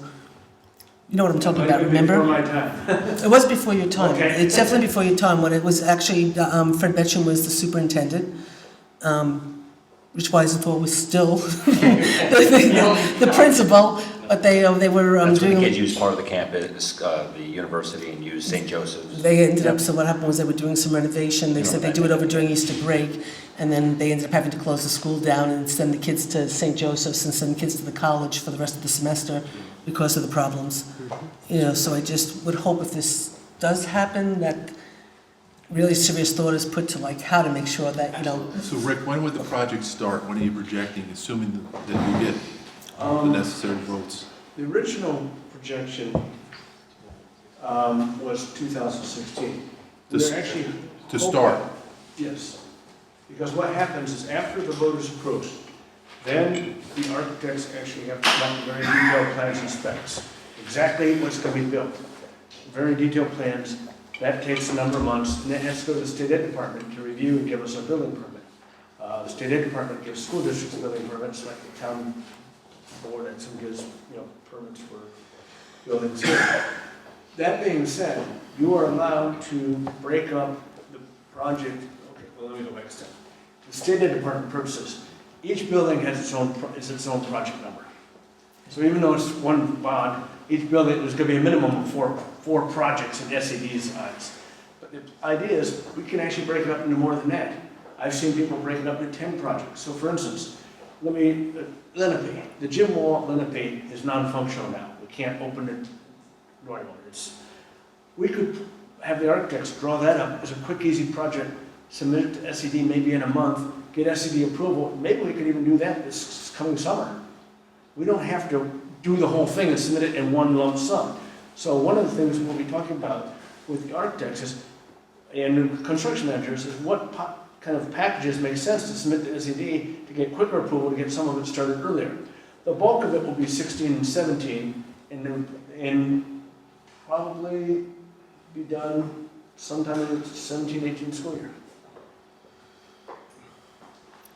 Well, you still have more of your presentation. I think that you want to finish up, don't you? Yes. Well, why don't you try to... I mean, I know you have to... There were some things that We kind of talked about the facilities master plan. That's what we've been talking about this whole time. We did this full evaluation. Again, many items are at the end of their life, and that was the whole reason for the need to deal with the major infrastructure items. The reason for the additional space is that the classrooms are too small to house the children that we have and the classroom spaces we have. And we've already talked about this too, concept of emergency repairs are expensive. You can't really get aid on most of those, and those are 100%. The taxpayers are paying 100% of that versus 50% on the capital project. So that's not the way to do it. Emergency repairs also can create some real problems for the school district, since our operating budget is set, and if we don't have reserves, and I don't know how you guys are doing, but we're not operating with any reserves or much of any reserves at this point. Any major, capital project that could come up or emergency project that could come up could create a major problem for our district. Would mean reducing, teachers, reducing program if that ever came up. So that is a concern, and another reason why we want to get the project done. What else is there? We've already covered it. You can go to the next. Nick, can I interrupt? Sure. Go ahead. I was able to bring this up. Real quick, I'm rounding off. The middle school is $36.5 million.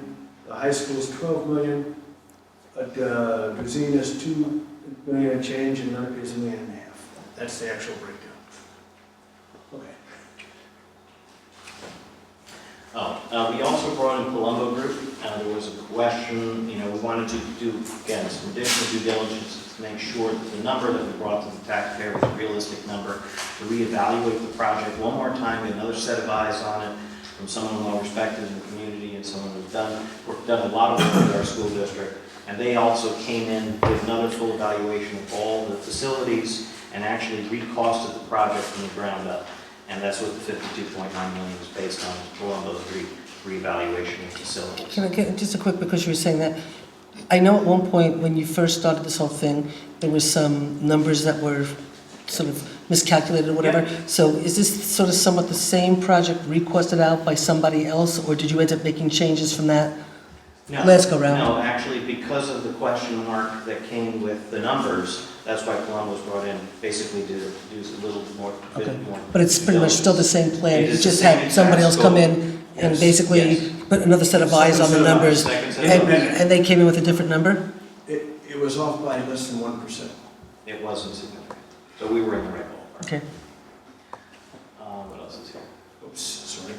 No problem. Was there anything else I need to talk about there? I don't remember. Yeah, we've already talked about that. We've made a commitment not to relocate the students during construction. That's a board commitment. We'll do our best to make sure that that doesn't happen. Don't want that to happen whatsoever. And we've already talked about the swing space concept. That's the best way. That, along with scheduling, as you brought up already, trying to do things weekends, nights, and mostly in the summer months to make sure we're not impacting. So then, if you end up, just as a quick, if you end up taking, if you're building that stuff for core space and for core space, for gym space, for art space, for different things, when you use it as swing space for the classrooms, what will you be doing? Just keeping chorus and all the other stuff where they are right now, as you... Until it's done. I mean, some of it will be only used for whatever, but not all of it will be used as swing space. So another question I have too. What you're doing too, by investing so much money in the middle school, is ensuring that in the future, if you go down to a two-campus model, the middle school will never be part of it. A part of the school that's closed. So you're making a huge investment in one building, relying on the fact that, I guess, that building is going to be there forever. And I guess that's what the long-term plan is. I mean, in essence, that's why we went through the evaluation of doing a long-term facilities master plan, was to look at things over 20 years to determine what is it. Because you're absolutely right, we don't want to undo anything we've done. And that was the whole reason why we did the facilities master plan and looked at it over 20 years. So yes, if we go with this, which is what we're presenting and what we're going with, that's the idea, is to maintain the four campus, because we determined that that was financially in the best interest of the taxpayer and for the students. That was the reasoning. That's why we took it on in the first place. We haven't just reproduced what's been done in the past. I feel like you haven't gotten that. Well, what I have gotten... I want you to see the data, I want you to see the analysis. What I have gotten is this is a revisit of what was already done before. It's not. Okay, you can say it's not, but what I'm looking at is what Mr. Linden just said. 1.5 million to what school? Right. 2 point something? This is the newest building. 2 point something? Okay. 12 million. So you think that money's going to last 15 years? 20 years?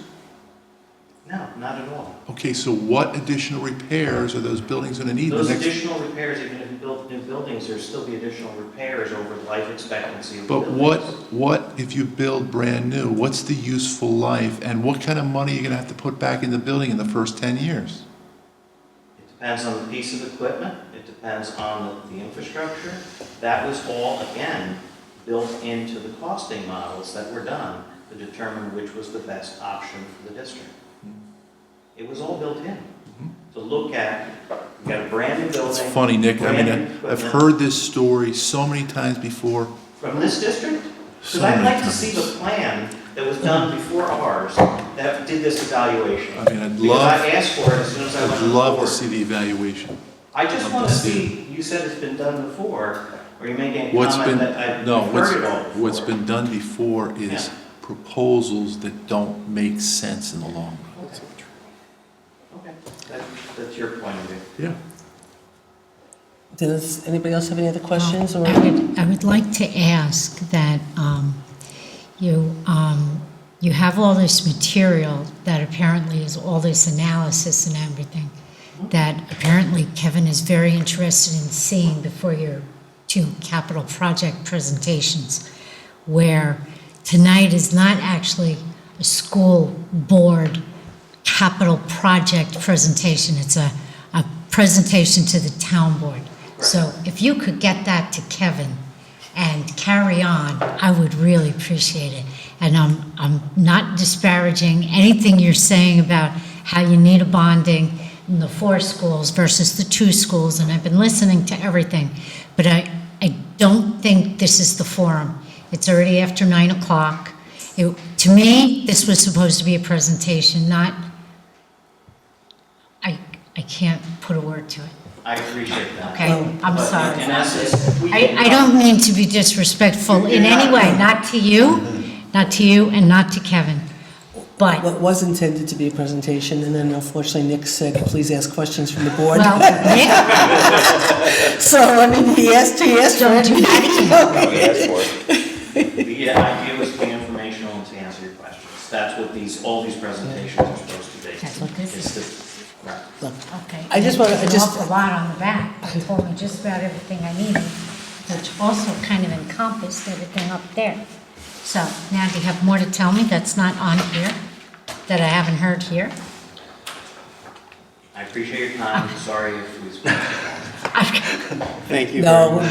no, she's not saying that, Jean's not saying that. No, I'm not saying you're wasting my time. First of all, honestly, I feel that we're put in a compromising position while you're on camera, and not necessarily a position you anticipated being put in, and the same thing for Kevin. That's all I'm saying. Well, I'm actually, not- Susan put the school on notice. In fairness, it is true that I was at a town gown meeting with Maria yesterday, and she asked me about the presentation, about if we can get you on the beginning and how, blah, blah, blah.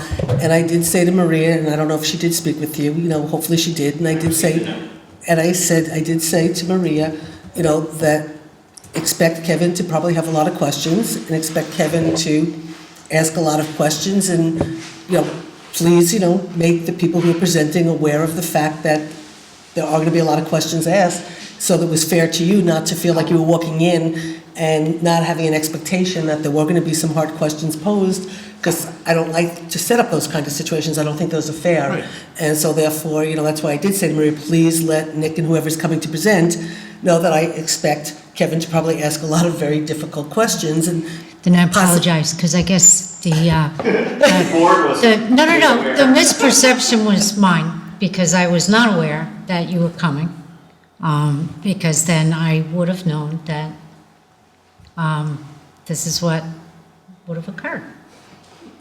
So I'm sorry, I didn't mean to offend you. We were all briefed on it. I was briefed on it. Actually, Maria and I had a conversation about the fact that when she had first called to ask to be put on the agenda, which is why I hadn't gotten back to her right away, is because I didn't know if it was the best thing to actually put you on the agenda in terms of, presenting and moving forward kind of stuff. I happened to be at your school board meeting because I came for the safe schools.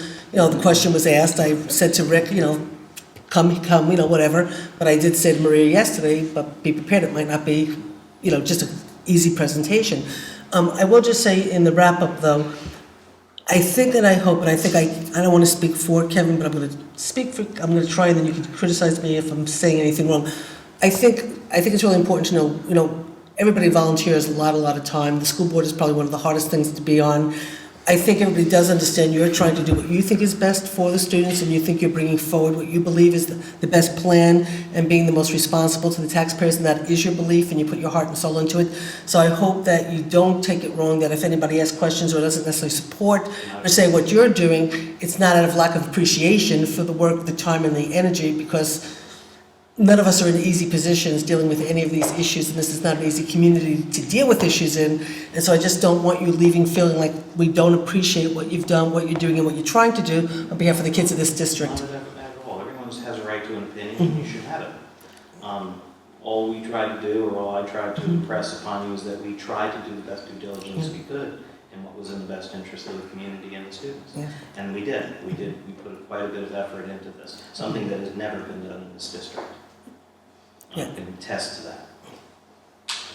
Okay, great. Well, thank you. I don't know if you want to Thanks, ask, Tom. if there's anything else? One final Sure. comment, and then I'll let you go because you got other stuff to do. Yeah, we have to talk about our building problem. That's the rest of our meeting, is what we're doing. Just on that point, is one comment that the architect did say in an open meeting.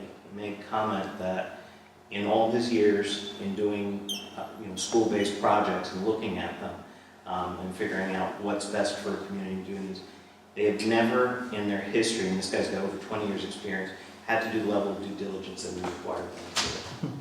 So, I mean, it was a testament to us that we did the right thing. Yeah. So I only have one last question. Yes. Is there any room for town hall? Can you build town hall into the project, and maybe we can get some money from the state for working together, through this consolidated funding application? Is there a way to make room for us? District offices stay where they are, right, Rick? The district offices stay where they are. Good. Is there room to add on town hall? It's not in this project, but we can talk. Yeah, we have to come with a solution soon too, so. What happens to the little house on the corner? The little house in the corner hasn't been determined yet in the scope of this. It's gonna stay there? It could stay there, or it could be a parking lot. Rick, you almost had him. You almost had him. Why can't you just tell them just tell them you're knocking it down? We are hoping. That's the board. I'm hoping it becomes a parking lot. Well, actually, I do. It was funny because Maria and I did actually talk about that when it used to be district offices, and about the the air quality and the problems. Because she first did her presentation to the town gown about this project. Then I had to speak to what's going on with us at the town, and Maria basically said, "You have my sympathies because we've been there." And then we talked all about the district office and the problems. You don't want that building for your town hall. A, it's too small, and B, you're right, no, we won't, because we're probably hopefully going to end up building new because. Why are you preserving it then? I think I recall us actually talking on the school board once about literally burning it down, like letting the New Paltz Fire Department doing it. We actually did talk to the fire department. Yeah, I remember that. No. Yeah. Well, actually, I mean, honestly, Chris and I talked about that for our town hall, but I mean, because there's probably so much remediation, the fire department probably couldn't do it. Right, and because it was near that main intersection, it couldn't. But we've also been told that there are TV shows out there that we could try to bring into our community, and we can get them to not. Blow it up. Yeah. They tried to do that to the walkway. They did. Oh, yeah? Yeah, they wanted to blow it up for a movie. Blow up the walkway? Yeah, before they did the construction, when it was just sitting there. They did. They almost blew it up. Well, anyway, okay, well, thank you, guys. Thank you very, very much. Thank you. Thanks a lot. Mike, Thank you, really. Thank you, Rick, thank you. I do apologize. Okay, for good? Okay. I'm right. Good night. Okay, so let's move through this. So let's move through a lot of the small items really quickly, and then we can get into a conversation with Chris about where we are with our town hall. So, Jeff, I think the only appointment we're going to be making tonight maybe is the planning board. I don't think we have anything for the police right now. I'm sorry? We don't have anything for the police. I thought we were going to be appointing a couple of new officers or something, but I haven't gotten any information, so. I don't believe so- I received the information. So you want to just do the planning board appointment? Yes, but I did not get anything from,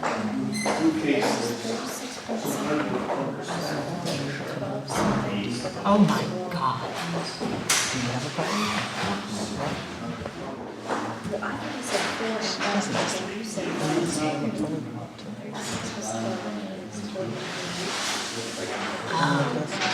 She'll do it. Yeah, that's what we're on. All right. Okay? I want to make sure, I don't have anything from him, so. Okay. we're gonna have Okay, to- so we have a planning board appointment, and we put an ad in, and the one person who asked to be appointed to the planning board, and Jeff and I spoke with her. We weren't able to coordinate an interview. Put it over? What? You gonna put it over? Or is it- No, we're just gonna, Well, as long as there's no problem with it, we'll just do it. Is there- Tonight, you conducted your interview?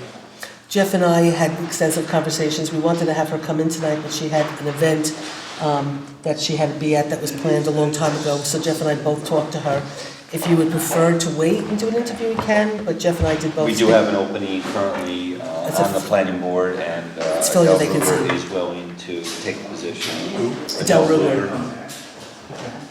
If And- you'd like to hold off on interviews, we're more than happy. Okay, and Jeff and I both talked to her.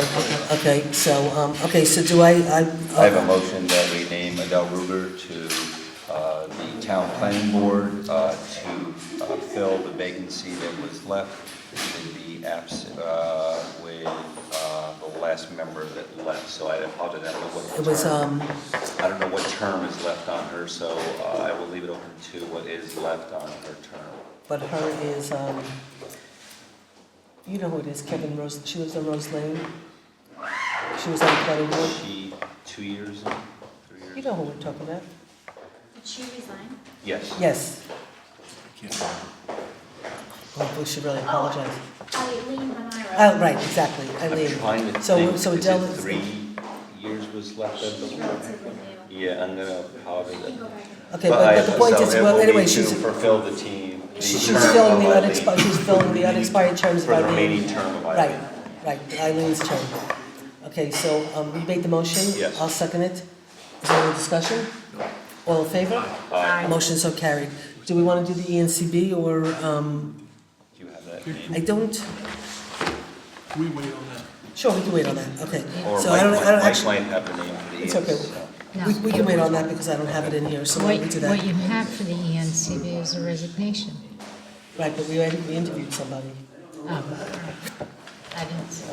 But, actually, he was gonna get back to So us do you with some want to stuff. accept the resignation, or did you already do that? We did not accept the resignation, so we should accept the resignation. Do you have the resignation letter? Actually, we have Mike here. You sure we didn't, I don't believe. Mike, did we accept the resignation from the ENCB member that resigned? Todd Westlake. Todd We did. Westlake. I apologize. think, yeah, I think we did. Yeah, yeah. And I believe you guys forwarded us a replacement. Rhett, yes. Rhett did, yes. Yes. Okay, Harry, Goldstein. oh, yeah. okay. Okay. Thank you again, Mike. Okay, accept auction bids for ambulance and police cars? Yeah, I just got one question. Sure. How do you end up with an ambulance? It was the old ambulance that was donated from the rescue squad to the police, and then from the police to. For what purpose? The police were gonna use it as a crime scene vehicle, Oh. and it, Okay. Ended up needing luckily too we have much. very low crime. I think it needed too much And work, it needed right? more It money. needed too much work. It needed more work than it was worth. Need rehab.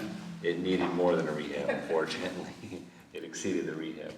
So what we're being asked by Chris is to accept the 206 Crown Vic Police at a $2,850 bid, the 2008 Crown Vic Police at a $3,200 bid, the 209 Crown Vic Police at a $3,350 bid, and the 1996 Ford Econoline E350 ambulance at $2,700. Based on these prices versus what we would get for scrap metal, these are good prices and we should accept them. I make a motion that we accept the 4 bids. Second. Any discussion? All in favor? Motion so carried. Chris, thank you to you and also to Carol West for all the work you put into this. Are you I comfortable know doing this, Jean? it required a lot of work, so I Tasha, thanks on to Carol for Don't us know why also. she felt she didn't do I it. know it took her a lot I really of don't. headaches, so thank you, yes, so accept it, thank or- her, please. Me? Do you have a problem first, just make a motion to accept it? Depending. I stay as long as I have to stay, even if it's more than 3.5 hours. Which one are we looking at? Same Standard work. work day, we were asked to accept this, and Jean just had some questions, so I was just waiting to see if Jean felt comfortable with us doing this.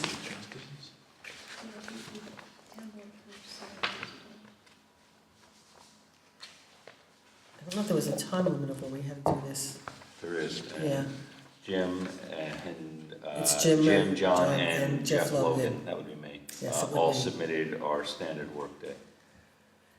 And I know that, This has to be done before, I think, November? it was, no, actually, I think it was sooner than that, I think it's Right. Because when we got it, because we have to do one for Dan at some point.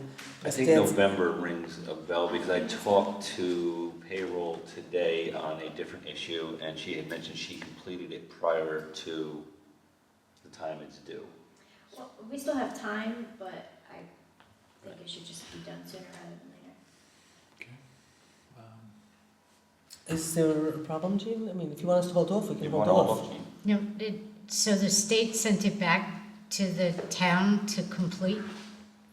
Well, these were the ones that we couldn't complete. Right, nothing was submitted. They had never Right, submitted it, and then finally the stuff was submitted. And so then when it was submitted, we worked with the woman up at the retirement system, and this is the The work result ethic. of the work that we did.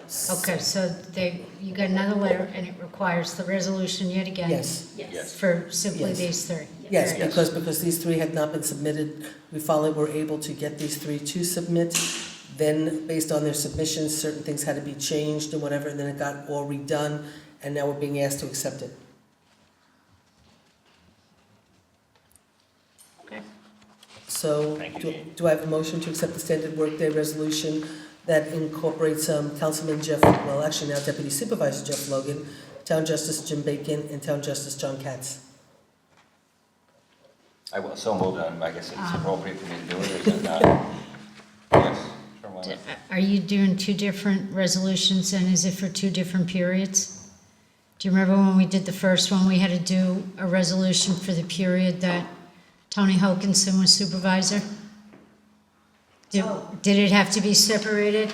She did. Because Lynn has on here 2012 through 2000, oh, that's their This is term. all we're doing, we're only doing this. I know. No, actually, because what it is I had submitted a work day and then I never resubmitted again.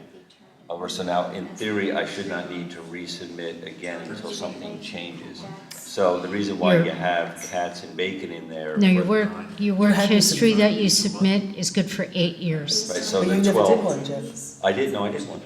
Oh, yeah. Oh, no, absolutely, no, I did. They have one on record for me. Well, I mean, I thought that was part of I the had to problem. that we- resubmit it, no, Jim and John have never submitted one. They had never done one, Right. and then they finally did Right. one, and all this work had to go back. And I did submit one under Tony, which goes way back, Okay, and then I but what never I'm saying, when resubmitted. we initially did this, when we came back from Right. New York, we cleaned up the one Right. from the prior administration, so we adopted that resolution. Right. And then we had a second one for our administration that we had to do. So these three had to be done on both years. Well, it says 114 to 1231. No, that's the term. Uh-huh. So that's for, I think yours should be. well, that's because he just came. Okay, so I guess they're not doing, You're doing one for us for the new, they're not doing for the prior administration. All I know is that we got one for Dan. We got a notice because Dan was newly elected, that we have to do one for Dan by November or something. And so the only person that we were asked to redo this for, to do this again for, was Dan because he was new.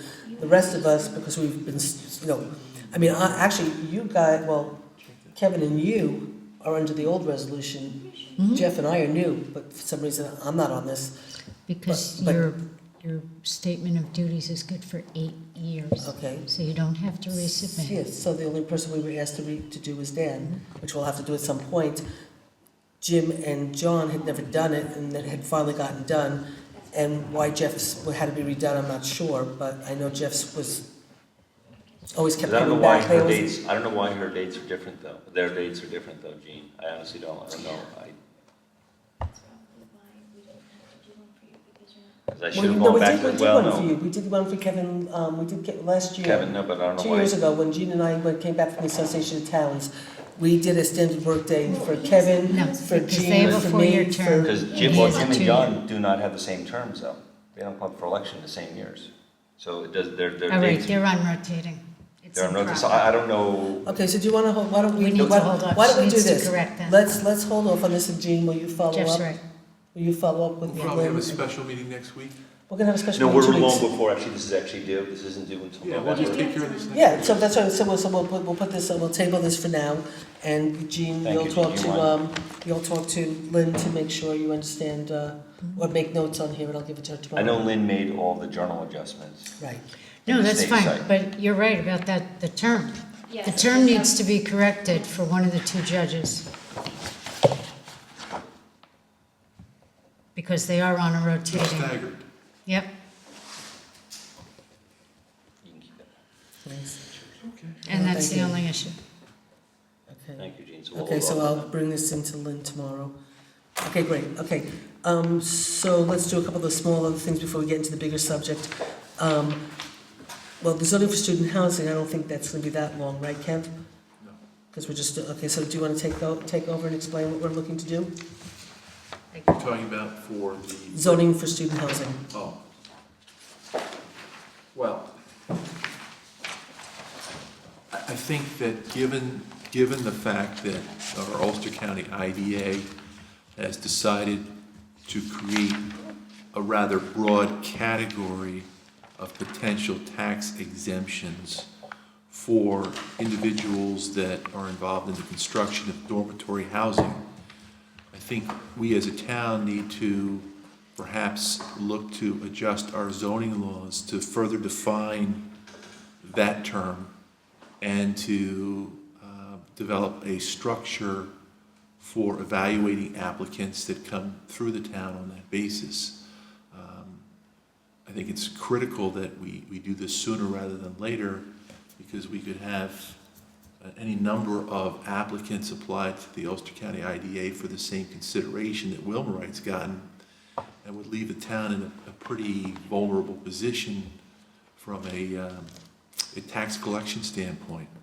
So I think it's important that we have our planning board attorney perhaps revisit our zoning law and consider establishing new rules and definitions for dormitory housing so that we can protect the town from the unwarranted action of the Ulster County IDA.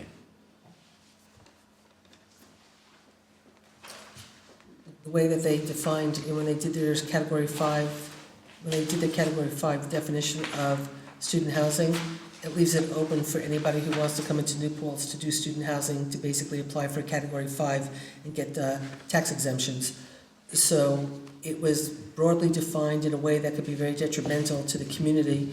And so therefore, based on the designation of the category 5, we need to go back and look at how we define dormitories and make sure that We could also, Susan, define the locations where dormitory housing could exist, Like a district. like a district. Yeah. And then we could also require that it be through a special permit. The special permit would have various considerations, including protecting the character and quality of the community, and measure precisely what the impact on community resources would be. I think it's a good idea. Well, I would like perhaps to have Mr. Lithgow come to a special meeting next week to discuss with us the possibility of structuring a zoning amendment for that purpose. okay, versus just referring it to the planning board? Well, we could refer it to the planning board, but I'd like to have something a little bit more definite to refer to them. Okay, Well, so, what? can we ask him to work up the draft document? Well, he did, George did say in the email that I just gave everybody, if zoning along those lines might be of interest, give me a call and I can work up a draft document. But I think Kevin might want to have a conversation before he I want to have a builds on the conversation, document Oh. itself. draft the document, approve the document for referral to the planning board. I think that's the way we should do it. Say that again? Meet with George, Then have him draft it. draft the document, review the document, and then all agree to refer it. Okay. Okay, so, we canceled next week's meeting. I'm gonna be asked to, schedule a special meeting. I sort of really intended it to be specifically to just, talk about our options moving forward for town hall, but I have no problem if we want to add other things on. So I'll tell, when we schedule the meeting, well, why don't we just look right now, do Thursday, the first Thursday of October? I suspect this place is available. Usually Thursday evenings are available. Right, that's what I thought, so we October can, 2nd. so October 2nd, we'll book we'll book the community center for a town board meeting. And right now, the agenda will be where we're going. Now, what I was looking to do on October 2nd, I can get into that when we get onto the update on town hall move, but I'll just say this real quick, is that there was a lot of work that was done by a committee that was established when they were looking to move the police, and they looked at a lot of buildings, they looked at a lot of sites, they looked at the place where the police are right now, they looked at building a new facility on town hall property. So what I wanted to do was, a lot of work was done, a lot of studies were done. I'm not so sure a lot of it was shared necessarily with board members. So what I'd like to do is have the committee, and I've already talked to some of them, to have the committee come, be here to sort of, so we're not reinventing the wheel, and we can get some of the stated, like one of the things that was done that the town paid for was a whole needs assessment of what kind of space every single department needs. And so we can take the information that was done, get it, and then we can decide where to go instead of just starting from scratch and Should we recreating the world. invite them to October 2nd? Yeah, so I'm Good. gonna, and I've already sort of talked to them about it, so, so I'd like to have them, have us come, do October 2nd, they'll come, and then we'll add on and invite George to come and do this, rezone. And there was one other thing that we said that we could, the escrow thing, potentially, some escrow that we might wanna revisit. So, okay, so for the time being, we'll set the meeting for October 2nd, and we'll hope that a lot of people don't add a lot of stuff to it. Okay, so, zoning for student housing, okay, extending a seasonal help. Chris, you want us to extend?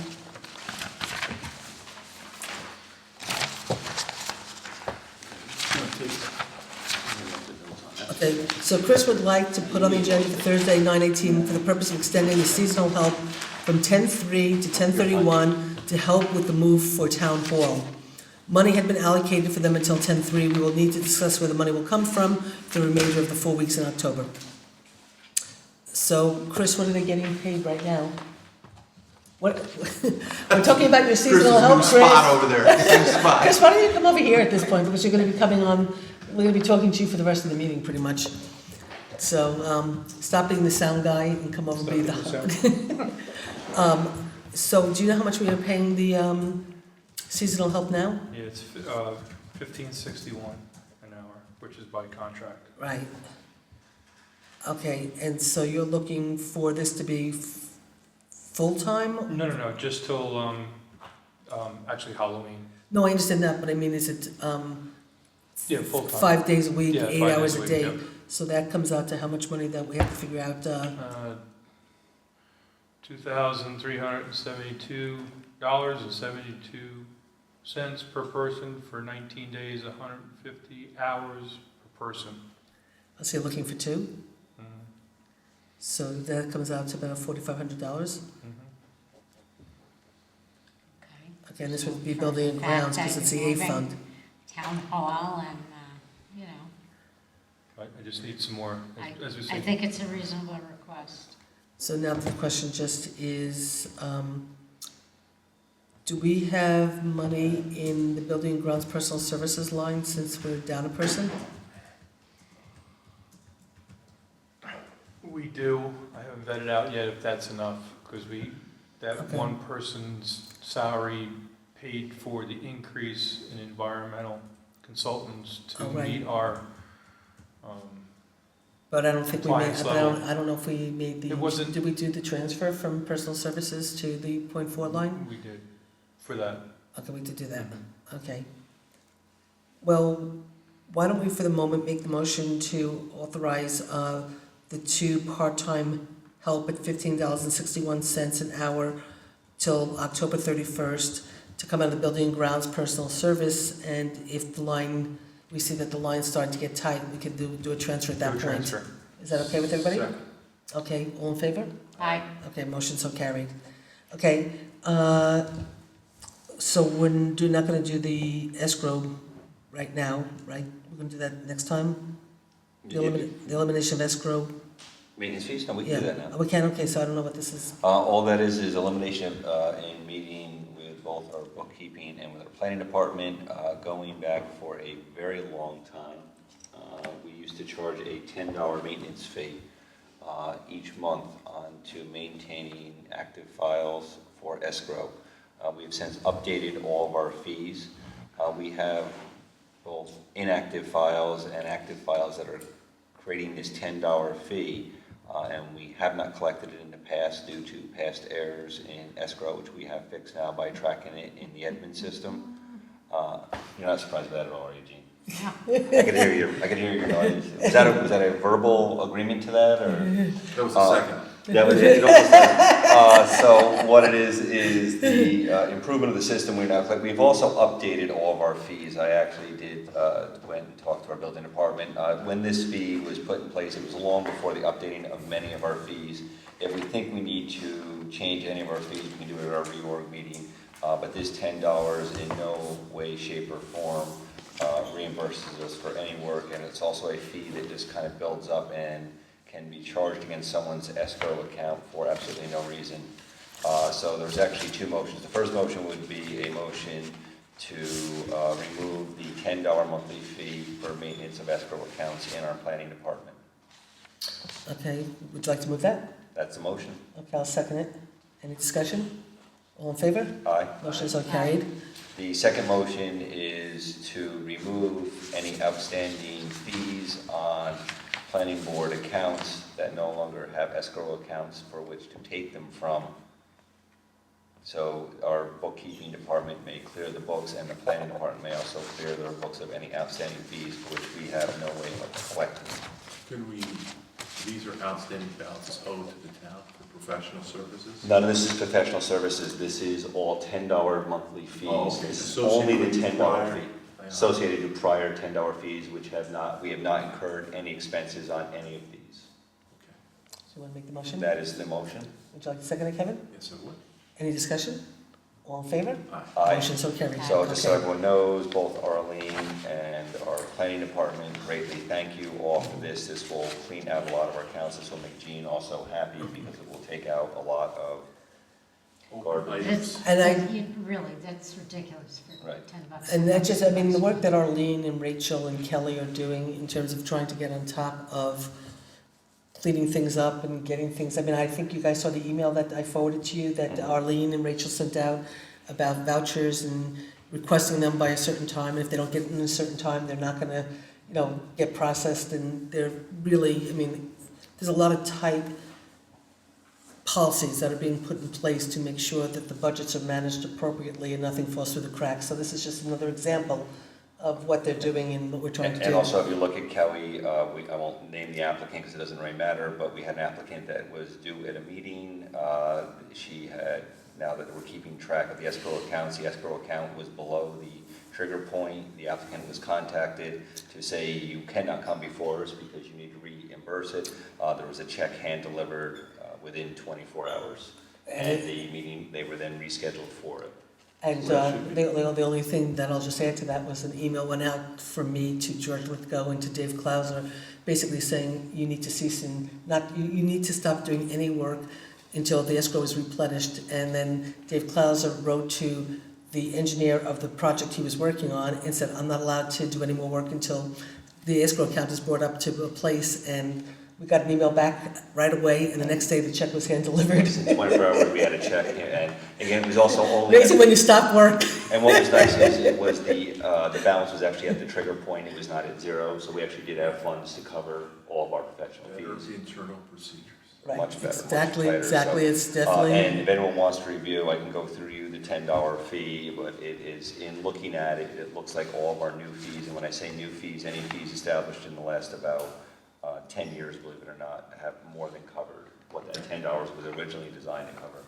Okay, so Right, we made so the motion, we that- accepted, we all voted, right? Yep. Okay, great. Dan wanted to put on discussing town policy for committee meetings. Do we want to discuss that, or Should we wait for Dan? we can wait for Dan? And then I can also send you, I had asked George a question, and George did a little research, so I'll send you some of the stuff he sent me. Tipping fees, Laura, I guess we have a scale now at the recycling center. before Weights and Measures from the county can calibrate and approve use of it, we're required to post the prices for public. So Laura has asked us to approve these fees so she can start collecting them. Or get Weights and Measures to calibrate and then, so. Did you see this, Jean? I read it. Okay, so would you like to make a motion? I'll move that we adopt these fees. Okay, I'll second it. Any discussion? The only discussion I had in looking at these, unless, Jean, did you get a chance to look at them? Did it make sense, the dollar amounts along with the tickets? Did you look at those, on how it works? What tickets? In other words, if you look at the far right, in other words, it's $2 or a half a ticket, or $4, or, the only comment I had was, are we better off to go to full?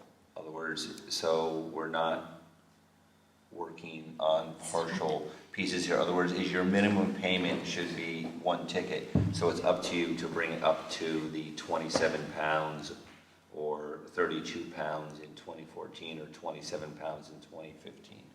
So we're not, in other words, you should meet a minimum, so we're not dealing in partial dollars, and also take out the whole $2 piece. So your minimum fee, so it should, my general feeling is, I'm trying to make it simpler, not harder. So your minimum fee is 27, it'll be 27 pounds or Higher. 27 pounds and above. right, get rid of the lower piece. So you eliminate an additional administrative level? Just trying to make bookkeeping a lot easier, and people don't have half tickets laying around, or we're trying to juggle because we don't take cash. Okay. So we are going to be processing a $2 credit card fee for which we will be paying. So why don't we eliminate that first category then? Okay, so we're eliminating up to the 15 pounds, Right. up to the 18 pounds. We'll be paying more on credit card fees and check fees. So you eliminate the coupon. Well, they can still bring in and give us a coupon. But it's up to 32 pounds and you In get a other coupon. words, so they can get it, so if they want to But use. what if Just they wait a little have, bit longer what if to- they have a mad crazy business under 15 pounds? Then you will be using one coupon, or you'll be using $4. The credit card fees alone on $2, and the amount of time it takes us to bookkeep that $2, we are losing money on that $2. So wait till you have 27 Okay, pounds. but So if wait- you already have your coupon, Yes. then you're not paying by credit card. No, you're going to use a full coupon, though, Right, you 27. have paid by coupon. credit card to purchase a large number of coupons. So you'll be, you bring 27 pounds in it. But anyway, if you're talking about half a coupon, what is she going to do, cut the coupon in half? No, I'm just, maybe we should talk to Laura first and say how many, and then maybe what we need to do is make a coupon the 15 pounds and do it that way. In other words, no, there shouldn't be a half a ticket. Right, and But- also, I don't want to have a fee, though, at $2 either. In other words, there should be a minimum, so I'll use the example. in But Chris- you don't think that 15 pounds should Well, cost $4? I will use the example, who's the one with the scale? There's a scale in, I'm going to say Saudis, or am I incorrect by that? There's another community with a scale, and their minimum is somewhere around $8 or $10 before they even let you on I the think scale. Jeff is right, 4 is a minimum. What- Two. I think There's other communities that do way trash, Jean's they have a not minimum. disagreeing with the one coupon. She's just saying, should the one coupon be at 15 pounds or should the one coupon be at 27 Well, pounds? the one coupon has to Exactly. represent a minimum dollar value too, Which is $4. Exactly. which is $4. No, I agree with that Right. part. But should up to 15 pounds be $4? Up to, Or- anything up to 27 should be. So we're just gonna, the whole advertisement is gonna be up to 20, okay, so hold on a second. One coupon So, will cover, well, just a second, I'm with you. all right? Because one of the situations we have in our community is seniors, fixed incomes, things like that. And maybe they want to come and they want to drop under 15 pounds. And the thing is, they're on a fixed income, and now they got to pay the $4 rate, and we're just gonna ask them to wait until they have another 12 pounds. I understand that, The thing is, in their house, they may not want to. A 12-pound, a 15-pound bag of refuse would fit roughly in probably 2 plastic grocery bags. Be about right, Chris? I'm just trying to Too think. small, I think 2 kitchen bags. 2 maybe. kitchen bags would be about 15 pounds, you think? So Depends. about 4 grocery bags, yeah. I know, it depends. I'm just trying to Yeah. say you're looking at recycling, you're looking at composting. If you want to discuss it more with Laura, but I believe that the effort is to try to simplify this.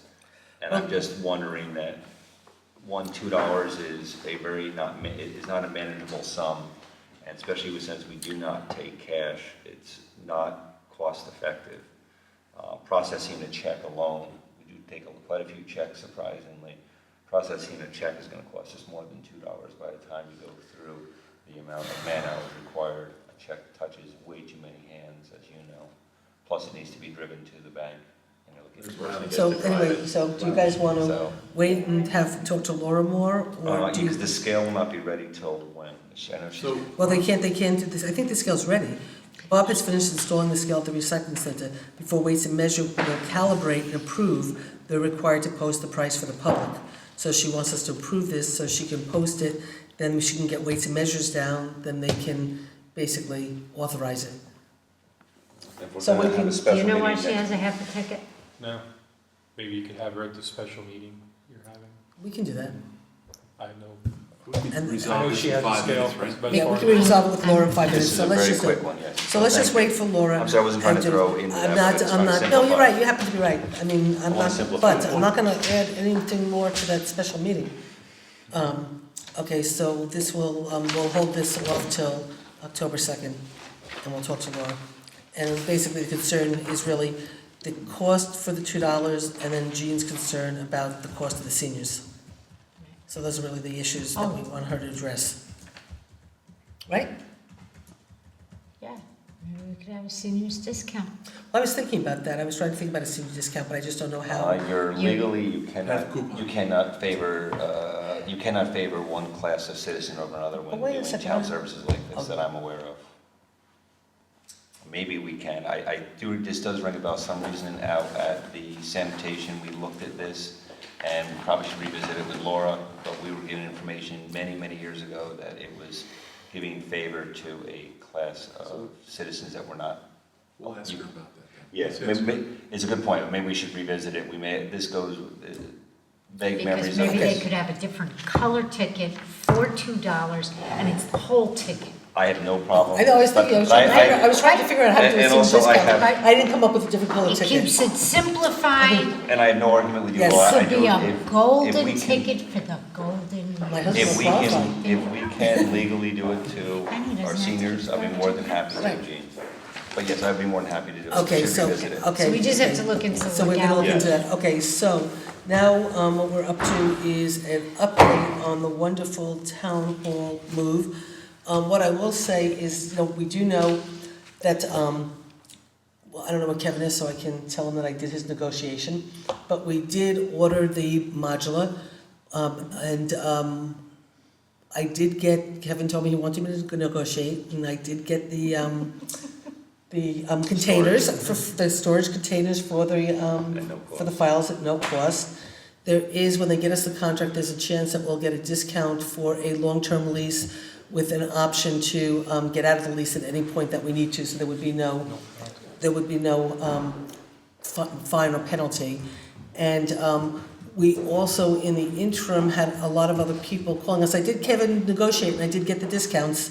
So I got the free container, I got the free containers, and not only did I get the free containers, but they also possibly going to give us a discount on a long-term lease with no penalty clause. Option to year 3? And they're going to hold the price steady for 2 years, out to 3 years with no potential increase, and a potential discount for the long-term lease with no penalty clause if we get out of it sooner.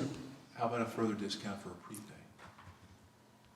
Well, you know what, we should be getting the contracts soon, and I might have some good news to announce shortly anyway about some potential money we might be getting from an elected official that will help us offset some of the cost to this. So we could talk about that if we did a prepaid stuff. But anyway, so we did the negotiation, we got the stuff, we ordered everything. And then I just will add in that, of course, after it was in the paper, we got a lot of calls. And so we did have some other people send some bids in, even though I had already ordered it, and I was like, come on, we gotta move. But I'm happy to say that some of the bids that we got were 2.5 times more in terms of rent, and exceedingly more expensive in terms of delivery of it and taking it away. So at the end of the day, we got a pretty good deal. Good. And so we feel, and the people are really good, they're really working with us. They're giving us brand new windows, brand new doors, they're giving us brand new siding, and they're working very closely with Stacy and Chris, and Stacy and Chris have done a yeoman's job in terms of taking this over, trying to coordinate the move, make sure, remember we have water, we have sewer, we have electric that has to be dealt with, we have getting the site ready, which Chris is dealing with, talking about the move, talking about remediation, how we're gonna get what in when, and things like computers, things like this, a lot of things that you don't even realize to think about, the telephones. It's a really, really big undertaking, and we're trying to minimize we're trying to minimize the impact on the employees and the residents, and it's not easy, but we're working really hard at it. So with that, I'll turn it over to Chris for him to give you a sort of update on everything he's been doing, which is a lot. They don't pick me up. Okay. No one else needs to hear me. We're expecting shipping on the 20th of October. The first 3 units should arrive the 23rd, be placed, and then we will start placing in the phone wires and the computer wires. The pad is done, 60 by 108. The sewer is prepped, that's ready to go in. Water should be halfway done tomorrow. I met with an electrician today, went through the steps. We're contacting Central Hudson. We'll start construction on that next week. Buried electric service. We have to tie down a few things from the company first on their electrical needs. We're looking in to start moving in the very end of October, very beginning of November, to start actually moving offices into it. Contacted a remediation company about cleaning our furniture before we move it in. I've also contacted 2 other ones. Told them I'm kicking the tires. Everyone's got to come up with their best price.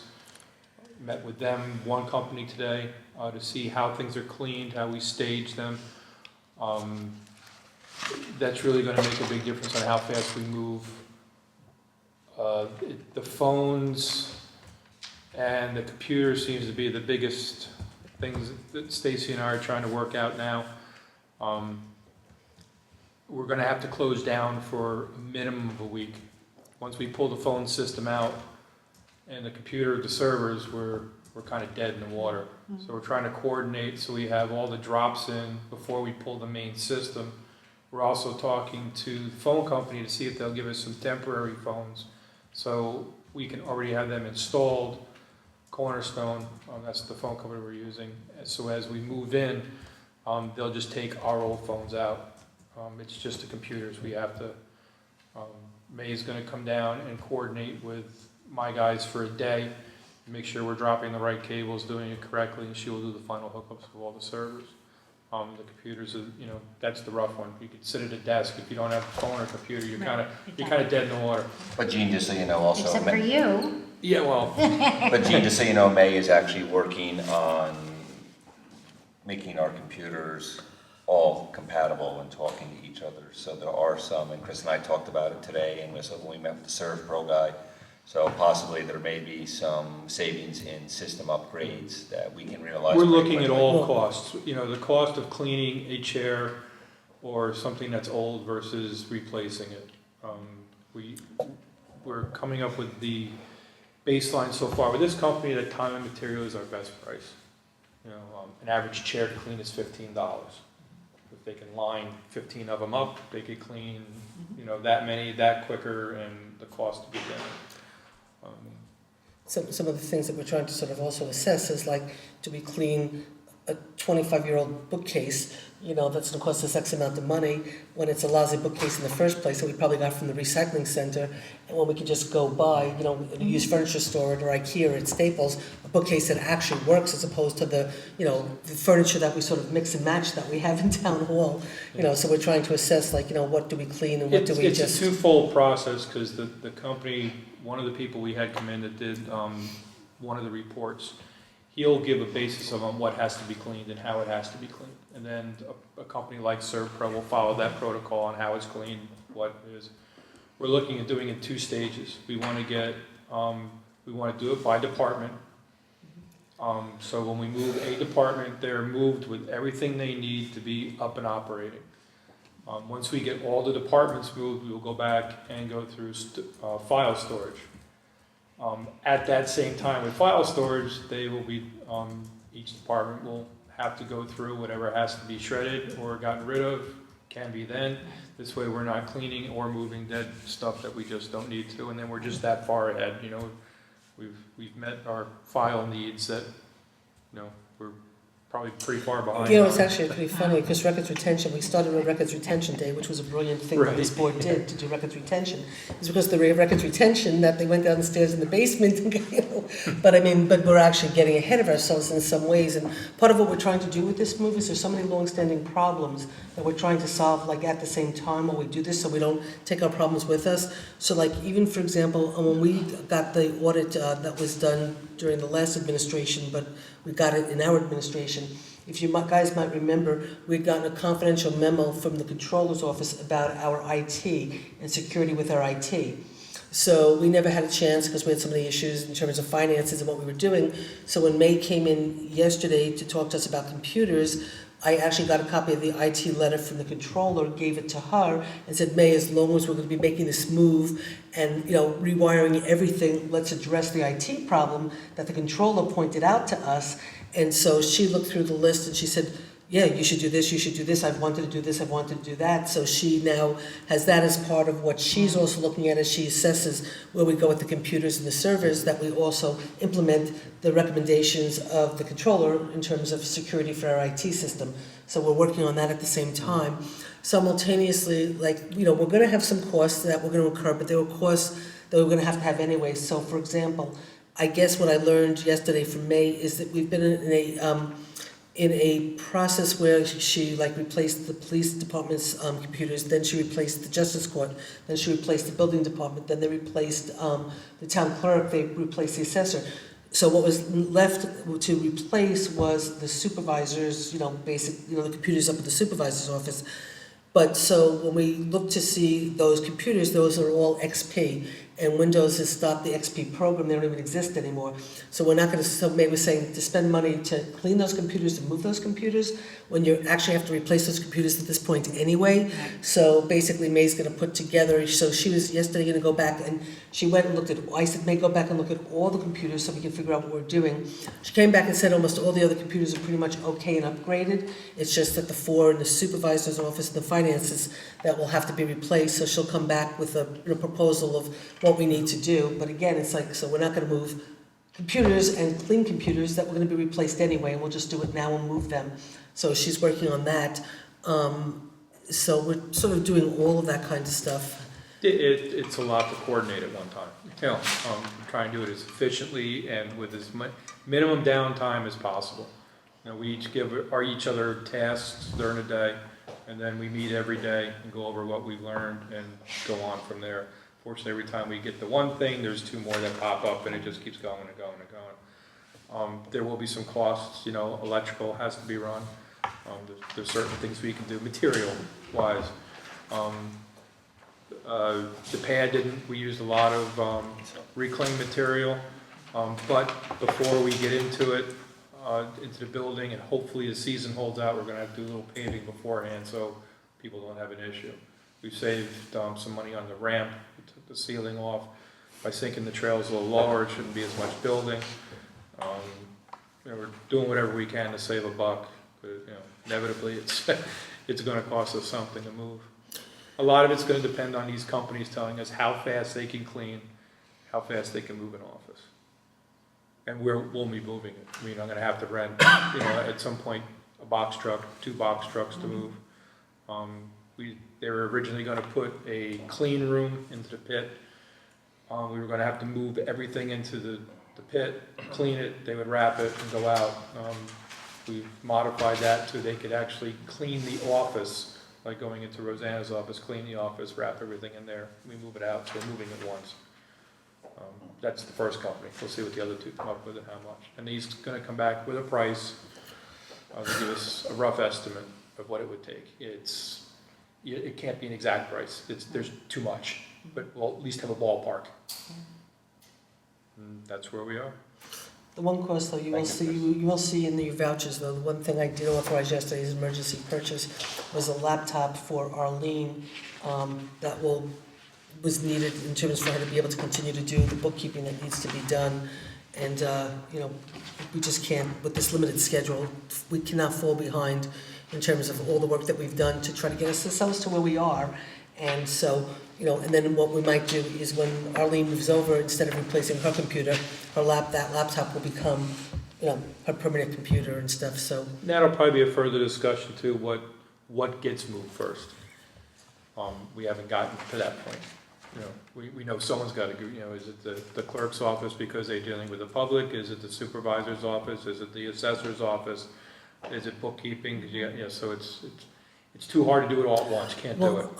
So we had to, as the man told me today, you call it a week, you hope it's 3. No, you call it a week and hope it's 2 days. Well, I like that, exactly, yeah. It just doesn't, No, inevitably it will no, not. this is what we tell them, it's unacceptable. It's like, you just say it's unacceptable. Sorry, 3 weeks is not acceptable. Well, that's on our whole end. We will do our best to keep it down. No, we have to try to do this move. And I would probably say the quicker we could move the bookkeeper, probably, I would like to see, I'm not, not so much because I need to move quicker, but, my office, the supervisor's office, the bookkeeper's office, there seems to be a lot of, I would, if we could, I want to move the clerk, everybody, but if we get the bookkeeper and my assistant out of that building quick, I think that needs to be done. Well, So again, the idea is, the phones we can deal with, the minute the mainframe is taken offline and put in, that's when we have to go as fast as we can to move everybody in, because that means town hall is dead. There's gonna be nothing working. I can work without a computer, I'm just moving dirt around, but everyone else, that's what they have to use every day. Yeah, well, I have my phone, so I'm okay. Oh, there you go, give you your cell phone and, Right. But I'm just talking, just knowing, anyway, we can talk about that later. But anyway, so that's where we're at with all this. Very good. It's really Thanks, Chris. very consuming, it's taking a lot of time, but, everybody's working and everybody's diligent, and everybody's being a real trooper, so it's really good. So, okay, with that, and then we actually wanted to do some personnel, didn't we, for, Well, let's do we have to do the warrant. yeah. So let's do the warrant, and I guess the minutes. This, who wants to move the warrant? Second. I would like to move the September 24, 2014 warrant in the amount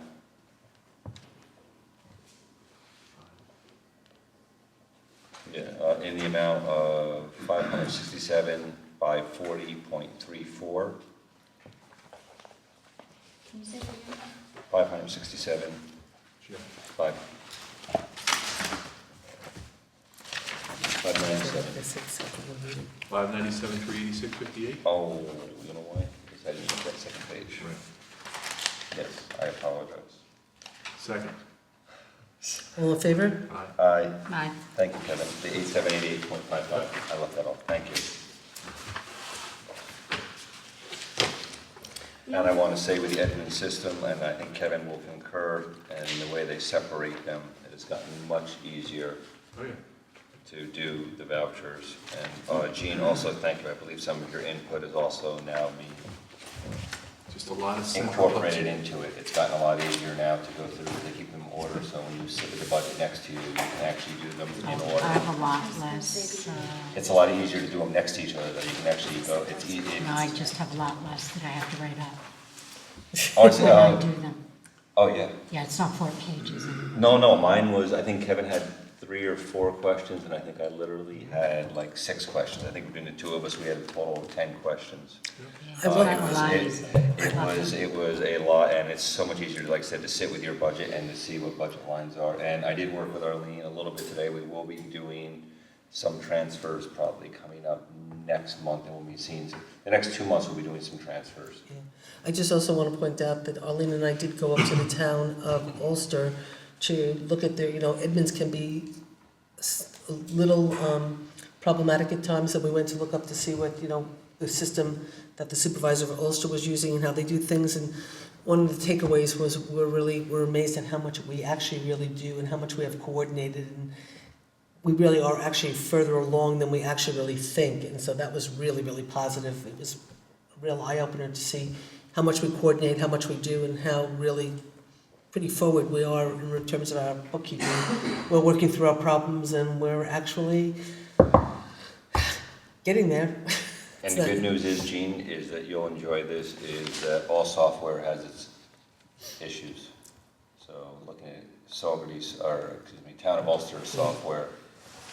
Oh, you don't like KVS? I didn't see it. No. It wasn't a matter of, like no, it. actually what But they Arlene all said, have, they all have pluses and they all have minuses. I think what Arlene actually said was that she thinks that the KVS system probably has the ability to do a lot more than the town of Ulster might be doing with it right now.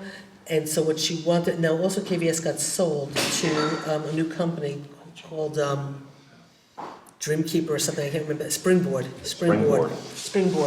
And so what she had wanted to do was actually get KVS to come in, maybe when you have some time that you're available, where you can go in late or come in early or take a day off, and come and sit with the KVS people to really understand their system, and if we should try to make a switch, how we could do it, make it operational and easy.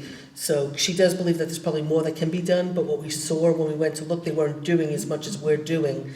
But Because they don't have the volume that we. Right, exactly. And also they have a single budget, it's just an A budget. Oh, Right, they don't have special no, their budgets, districts. no, they have tons of special, no, actually. No, not No. tons, they have special districts, they only have an A side, they don't have an A, they don't have a B. No, right, they don't have an A and B, but they have a lot of sewer and water, they have a couple of fire districts, they have street lighting districts. So they do have a lot, but somehow they just don't have everything integrated, like we do. So Arlene's gonna reach out to you, hoping Yeah. you'll have available time, and Yeah. that you could schedule with her when they come down. Right. And And see how we move along. Okay, I have a budget due October Okay. 1st. yes, you do. What? It won't Okay. be soon. So anyway, okay, so the minutes, I'm sure you want us to do the minutes, right? Well, the only ones that we really need to do are August 21st and the 28th. I have the 28th here, do you have the 21st? You had the 4th. I just sent out new ones today, but. Okay, on August 28th, well, Jean, you wanted her to take out after has? Did you cross that out? I wasn't there. Oh, okay. The only thing I is on the part where we talk about public access, where it says the town is doing everything it can to keep things open and transparent. And then it says Supervisor Zimmer suggested to Don Kerr scheduling a meeting with Carol Connolly and herself to discuss how to make public access more user-friendly. If I remember correctly, I think I just asked Don to send a letter with his recommendations.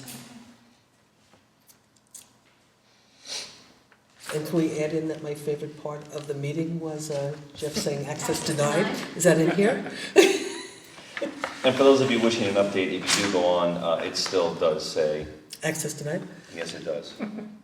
It also has the members listed, which our supervisor got much entertainment out of. The members are listed incorrectly on the village website when you do find who the members are.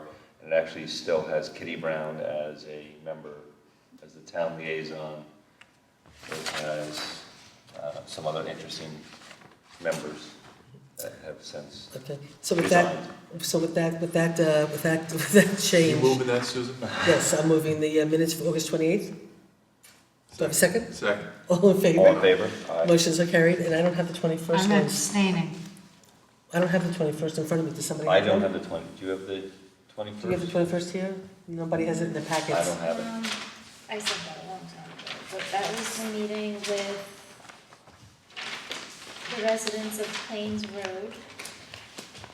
Oh, I thought I saw it. I thought I saw those Hold too. on. That was when Dave Clauser was there. Right. We also did the appointments for the police department with Sergeant Butler, Matt Sutton. I was at that meeting. I'm Are you sorry. sure we didn't do that?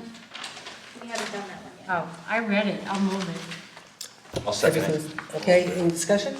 All in favor? Motion so carried. Okay, so with that, what I'd like to do is just have What a, about- We don't want to do September 11th? she said we don't have Or to. you're I waiting just sent until? those out today, so. Oh, okay. So with that, I would just like to do a quick motion to go into executive session for the purposes of discussing personnel for buildings and grounds and highway.